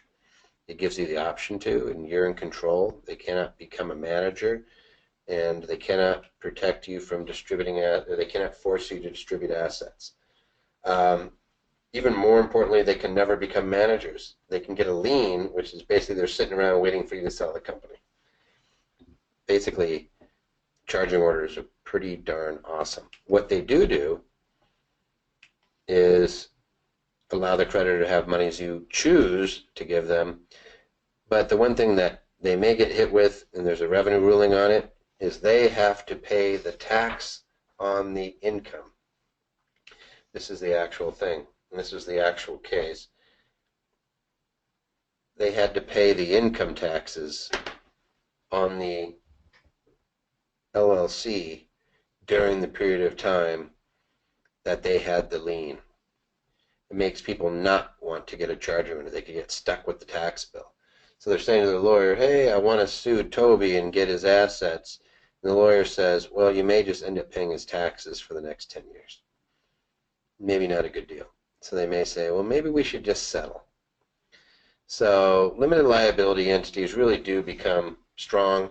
The only way you can really screw them up is to have bad operating agreements, which is why I say let us do at least the beginning ones and start them up and make sure that you have the correct drafting, because you don't want to have great protections and then have your lawyer or accountant screw it up by drafting a really horrific operating agreement. Or if you go into LegalDoom or one of those sites online, chances are you're getting the wrong operating agreement, where all these things that you get benefits on, they undo because they're used to drafting up operating agreements for the investor, and they give them broad rights. In these cases, in an asset protection, we do not want that. They're absolutely the wrong type of agreements. What are the best assets for limited liability entities? I mean, these are the best for real estate or cash flow entities or land, business equipment, anything like brokerage accounts, stocks, bonds, anything that you own that you don't want somebody to be able to take away. This is a great entity for it. And the best part is you can have them ignored completely for tax purposes if you want. What they don't provide is a bunch of great tax benefits, and that's where we use corporations. There are a ton of deductions, which we will get into when we do the Keep More solution or the Gaining to Give. We're going to go into taxes. For tonight, I'm just going to limit it to asset protection and protecting your assets.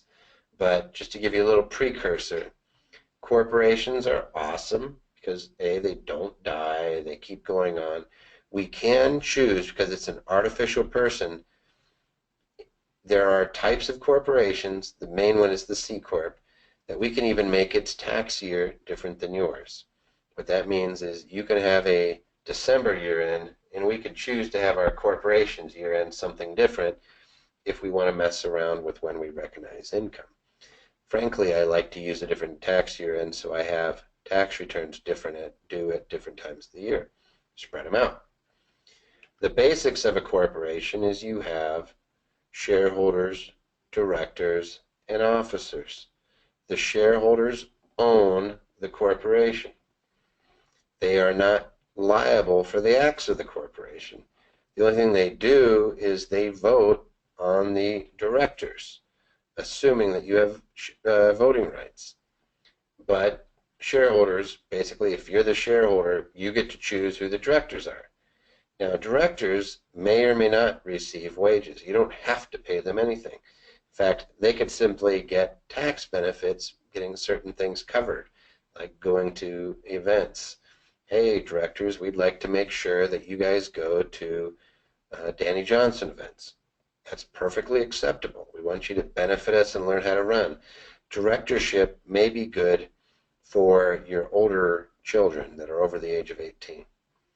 The officers run the day-to-day business. And if you're allowed to, under the state in which you're incorporated, they could be liable for the actions of their own negligence. If you have officers in your company and you're truly running genuine concern, then this is something you may want to consider, is if you actually hire formal CEOs or vice presidents and things like that, you may want to enable yourself to be able to go after them. If you're using small, closely held companies and you are the sole director and officer, then you don't. So we want to be able to make sure that we're drafting our agreements or bylaws to cover ourselves and give us all these benefits. It's not a one-size-fit-all, if you guys remember that actual image of the unitards that I did at Dynasty. It's not one-size-fit-all. There's always something to consider, and that's why we always sit down and discuss things with folks before we set things up. So you want to make sure that you're drafting the appropriate agreement to give you all the benefits that you're entitled to without, giving you disadvantages that you don't want. As corporation, as we talked, as I said earlier, the taxes flow down to the owners. The good part of this is it avoids double tax. We're not going to get into personal holdings tax. We'll get into that later, but you guys don't have to worry about that. It's just one of the disadvantages potentially of having a C corp. If you're using it to generate a whole bunch of rents or something like that, you just shouldn't do that. That's not what they're used for, but S corporations avoids that. The big thing here is they minimize employment taxes. This is Social Security. It's also called the self-employment tax, and it's 15.3% up to, I think it's 118,000, and then 2.9% thereafter. And we can minimize the heck out of it, and I'll show you how it works. So if you are a sole proprietorship and you are making $100,000 a year, the amount of self-employment tax you pay is right here. It ends up being $14,130 in addition to your federal income tax. This is income tax. Oops, income tax is $16,550.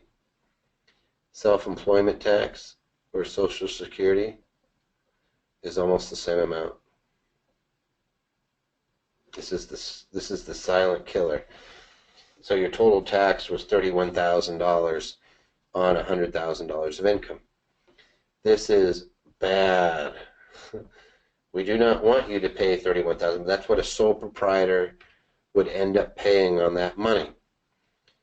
On the flip side, this is if you had an S corp. Notice what is no longer there.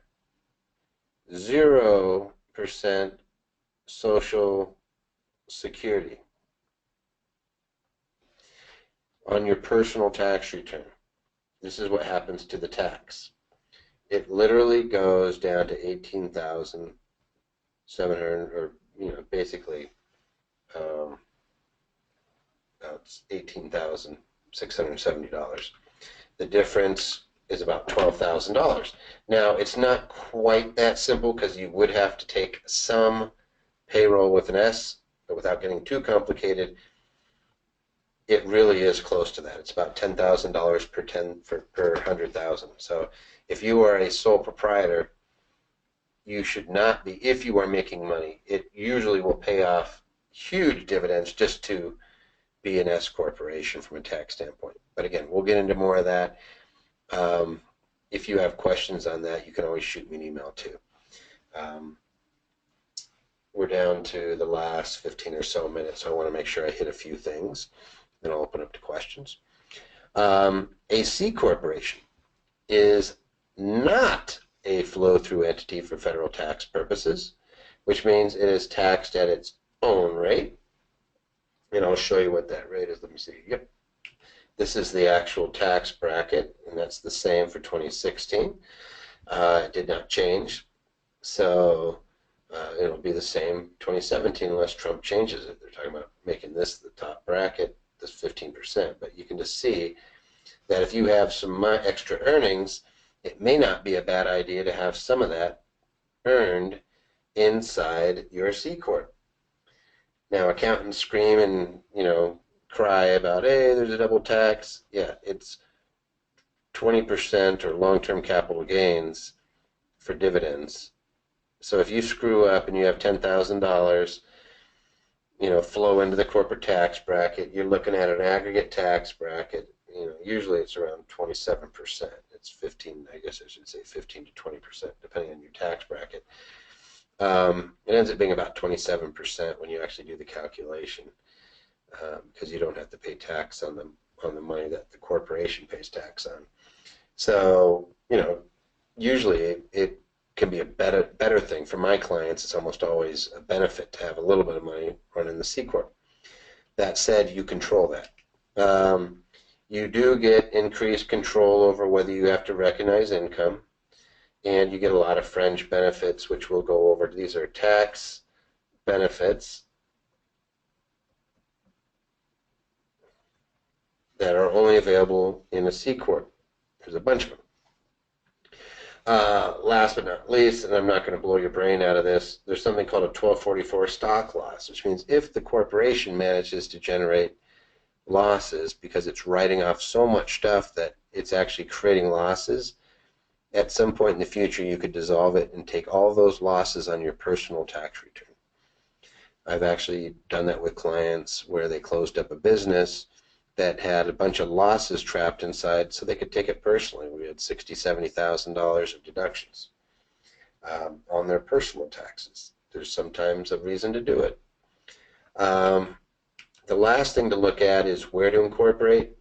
You can choose where you want your business to live.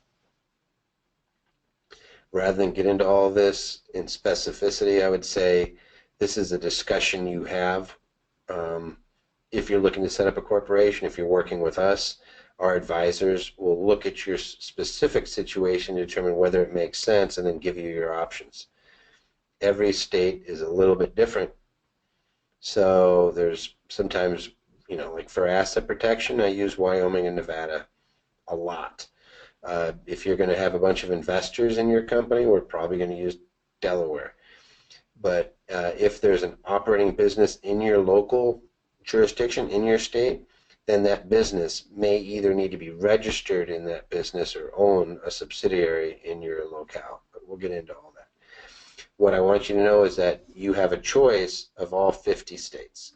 And you can pick the laws that are better for you so that you're paying lower tax, that you have privacy, better liability protection, great flexibility in management and control of the business, and making it easy to transfer that business. All of those things are reasons to do it. Now, somebody just asked, are there benefits to series LLCs? Yeah, a series LLC is a fancy way of saying I set up one master LLC and I can add to it ad nauseum without having to refile. In certain states, they're good. They're recognized in about 14 states. They're great if you have real estate solely in that state, but if you're doing business in multiple states, then they don't work because not all states recognize them. The other downside to a series LLC is if you're in California, then California wants to tax each series with its franchise tax. So it can get pretty expensive quick if you're doing that there. But as in all things, there's no one size fits all. That's why you sit down and talk to somebody who knows this stuff. Real quick comparison chart. If you are a sole proprietorship, then I just use red X's. There's no lawsuit protection. There's no tax protection. There's no estate planning. If you die, the business is dead. There's no such thing as a sole proprietorship being left to children or left to an estate. It's gone. You die, it dies. Partnerships, same thing. If you're a general partnership, it's a recipe for disaster. I would never have. So these top two ones, sole proprietorships and general partnerships. Sole proprietorships and general partnerships, I'm just going to give you a list. Don't do it unless every now and again, if you're in a startup and you're not risking all of your assets, I'll say do this for a while until the money justifies creating an entity. But if you have a business and it's making profits, let's just say you're doing $50,000 a year, or thereabouts of gross income, net profit of probably 20,000, maybe there's a justification for doing it. If you have other assets, you're probably not, but it's rare. So I'm just going to say don't do it. That's our general rule, unless you talk to me first. There we go. The LLCs, you're going to see, look at that, 3 checks. They're great for lawsuits, taxes, and estate planning. That's why we love LLCs. Probably the most used entity these days. I would say probably 80% of the entities that are filed out there are LLCs. You do have a type of partnership that's called a limited partnership. They don't give you the tax flexibility, although they do give you lawsuit protection and estate planning. For you guys, it's rare that we see these being used. The living trust is estate planning only, and we will talk about that in later. But these are definitely something you're going to need at some point. But the living trust is for estate planning, and the creating a dynasty webinar, the last one, is almost all on on creating your estate plan. Corporations, also 3 check marks. They're fantastic. These types of structures work very well. Let me show you what a typical structure might look like. So let's say that you have, here's you, big smile, spouse, kids. You have a business, maybe it's an MLM, and you have rental property, let's say rental 1, rental 2. A typical structure would be to put an LLC or corporation around the business,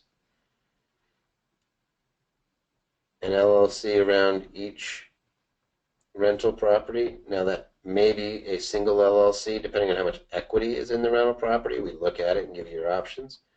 And then a living trust. This is how these things work together. So I'm going to make this real simple. I'm going to use a single LLC to hold your rentals and a single business to hold your business. And that's exactly how a structure would look. You'd probably have a corporation and an LLC. So I'm just going to use this. I'm just going to say an incorporation and LLC and a living trust. And that's what a really good structure would look like for that type of business. If you have a bunch of cash, we put a box around it, another LLC, probably in Wyoming, so that nobody can ever take it. Same thing. And that would be a very, very effective structure. That would probably be just fine for estates up to $10, $15 million. You get into that realm, then we want to start probably looking at transfer some of the assets. But up to 10 million, we'll just use it as a rule of thumb. That would probably be a very, very good structure. Do multiple rentals merit multiple LLCs? Here's how it works. If rental properties have no equity, so let's say I have rental property 1 and rental property 2, each of them worth $100,000, but each of them having debt of $80,000 each. It means that we have very little equity. I may put them both in the same LLC. When I say put them in there, I mean put them in a trust inside, with the LLC as the beneficiary. If you own those outright, let's say that you own each one 100%, then I would set up LLCs. I wouldn't do any trust. I just put them directly in the LLC because we don't have debt. And I'd put them into 2 LLCs. So then I'd have LLC 1 and LLC 2.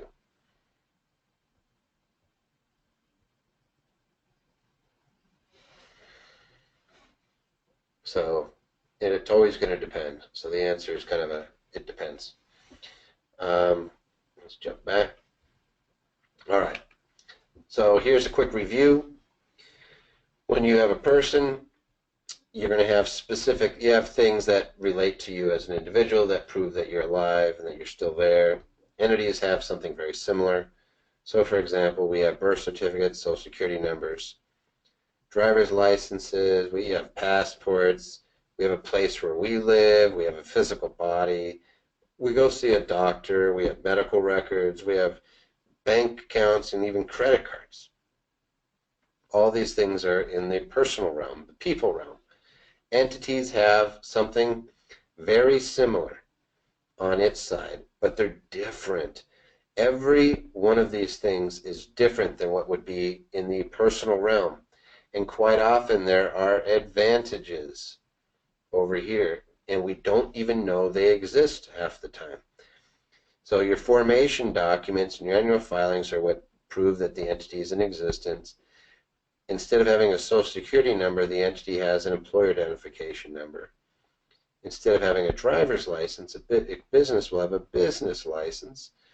If a business is doing business in multiple states, instead of getting a passport, it just lets that state know it's doing business there by doing something called a foreign filing registration. It's saying, hey state, I'm here doing some business here. You may have a residence, a business has a principal place of business. You may have a physical body, or you do have a physical body. The entity would have bylaws or an operating agreement. You can check on your person. Maybe you keep some sort of records. The entity's records for its health are called a profit and loss and a balance sheet, or another term is books. It keeps some record of its finances. You have medical records and tax returns. The business has something called, has tax returns if it's filing separate. Sometimes it doesn't even have that. It goes to yours. So remember, if the business doesn't have it, it's going to default back to yours. So if it doesn't have to file a tax return, like an LLC, that's disregarded. It's going to flow to you. Rather than having medical records, though, it's going to have minutes and resolutions. This is a fancy way of saying written records, and to be compliant with the state, you have to do that once a year. And we take care of those things for clients that we work with.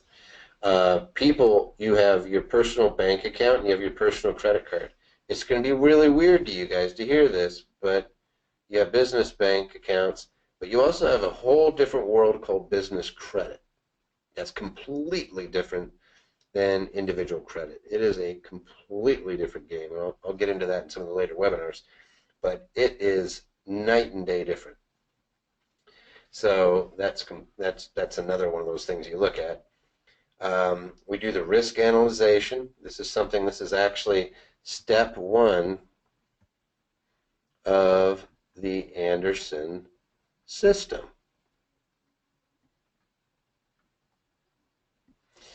If you want somebody here to do a risk analyzing process for you and map it out, we will absolutely do that. It's part of your Platinum program. All you have to do is go into Platinum and say, I want a consult. And they will break it out for you and give you kind of, here's what the different types of assets are, here's where the risks are. They will go over that with you. There's not an obligation on doing that. You just figure it out. So you can absolutely go through that. All right, that gets us towards the end. So the big question is, did you learn a bit in the last 3 hours? I guess we're a little over now. But did you learn the following? What the risks are and what you should focus on? Do you have a better idea now than when you started? Do you have an idea of how entities work and how they can reduce your risk? Are you getting a better idea of what the common entities are and their attributes? And then do you have at least an idea of how to do this little thing, how to do a risk analysis, how to do a risk analysis? You just start filling in those blanks. You start putting in your personal realm, your no risk assets, your risk assets, and your active businesses. So hopefully you know more now than when we started. And that would be a big win. Every day it's just learning something more. You can go back and watch the video, spend a little bit of time, bring somebody else in and try to explain it to them. You'll be surprised at how much you actually do learn just by explaining it to somebody else. So if I'm going to break this down, we did this one. The next event is creating your blueprint. Creating your blueprint on December 5th is all about creating your personal blueprint, your own entity structure of how it would look. It may be something that you do now, and maybe something that you're looking at in the future and striving for. But it's creating your own blueprint of what it would look like after you do a risk analysis. It's actually really kind of fun. Once you start mapping that out, you say, hey, this is what I look. April, how do I go back and rewatch? As soon as this event's done, I start processing the recording. By tomorrow, it should be up, and you should be able to come back to the same link that you entered the webinar on tonight. You should be able to just click on it and have the video just sitting there waiting for you to click on it. We'll also send out an email. I know that Justin Kempes does that from my office. So I hope this has given you some brain food and takes you into a different realm. You start realizing that a lot of times the path that we're brought in is just to do everything as individuals, and quite often that's the worst thing that could happen to us tax-wise, and it keeps us being low-lying fruit. Again, it wasn't that long ago that there's only 400,000 lawyers. The reason there's 1.3 million is because there's lots of money to be had and they're getting hungrier and hungrier. The scary news is that there's lots of unemployed lawyers. I think 60% of the last graduating class found employment in the legal industry, which means you have a lot of them looking to make their fortune, and that's why we're seeing an uptick in frivolous lawsuits, because I guess when you're starving, you may as well shake down people, you know. For whatever reason, I pull a gun on you, I go to jail. If I sue you, I get paid. That's just where we're at right now. The legal system is what the legal system is. Somebody says, hey, I missed last week. Hey, just click on the link from last week, and you should be able to get right to that recording. It looks like somebody gave me an email. I will send that out as well as soon as we're done. Let me just write that down so I can actually do it. But I'll make sure I send out that email. Somebody says they didn't get the link, so I'll make sure it goes out and that we have your correct email. All right. That is it for tonight. If anybody has any last second questions, I'll try to jump through a couple. I would like to know if all of your advisors are qualified to do consultation or no. Frank, there's probably, we have 100 and some people here. There's probably 10 senior advisors top that are the lawyers and the advisors. So what they always look at is your situation. You fill out a questionnaire, then you'll get tied in with the senior advisor. So it's not just anybody. All right, so that's it. Looks like there's a couple other emails coming through. How much time, money would it take to set up a living trust? For Danny's folks, we do a special. It's $1,500 for an individual living trust, $1,750 for a joint trust, and they usually take about a month to put together if I draft it. If you want it faster, you could use one of the other attorneys here as well. I just tend to get jammed up a little bit. I have a little pile on my desk right now of trusts that I've drafted, and I'm going through the final phases. But I would guesstimate that, you know, realistically, you're probably from start to finish looking at 6 weeks, and then we walk you through how to set it up and sign it. And they're pretty monstrous when they're done, but you only have to do it once. All right, so that's about it for tonight. I'm going to sign off and say thank you guys for participating. As always, I'm always blown away that the number of people we have in the beginning is the number of people we have at the end. Very few people drop off.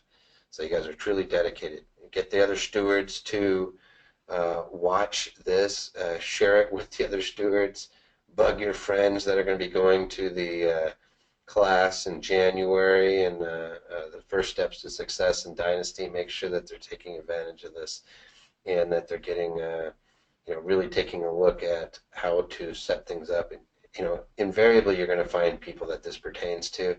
If it's nothing more than just sharing with them the contents of this particular webinar, go ahead and do that. Thanks, Carl. All right. The real estate class, I believe, is in January.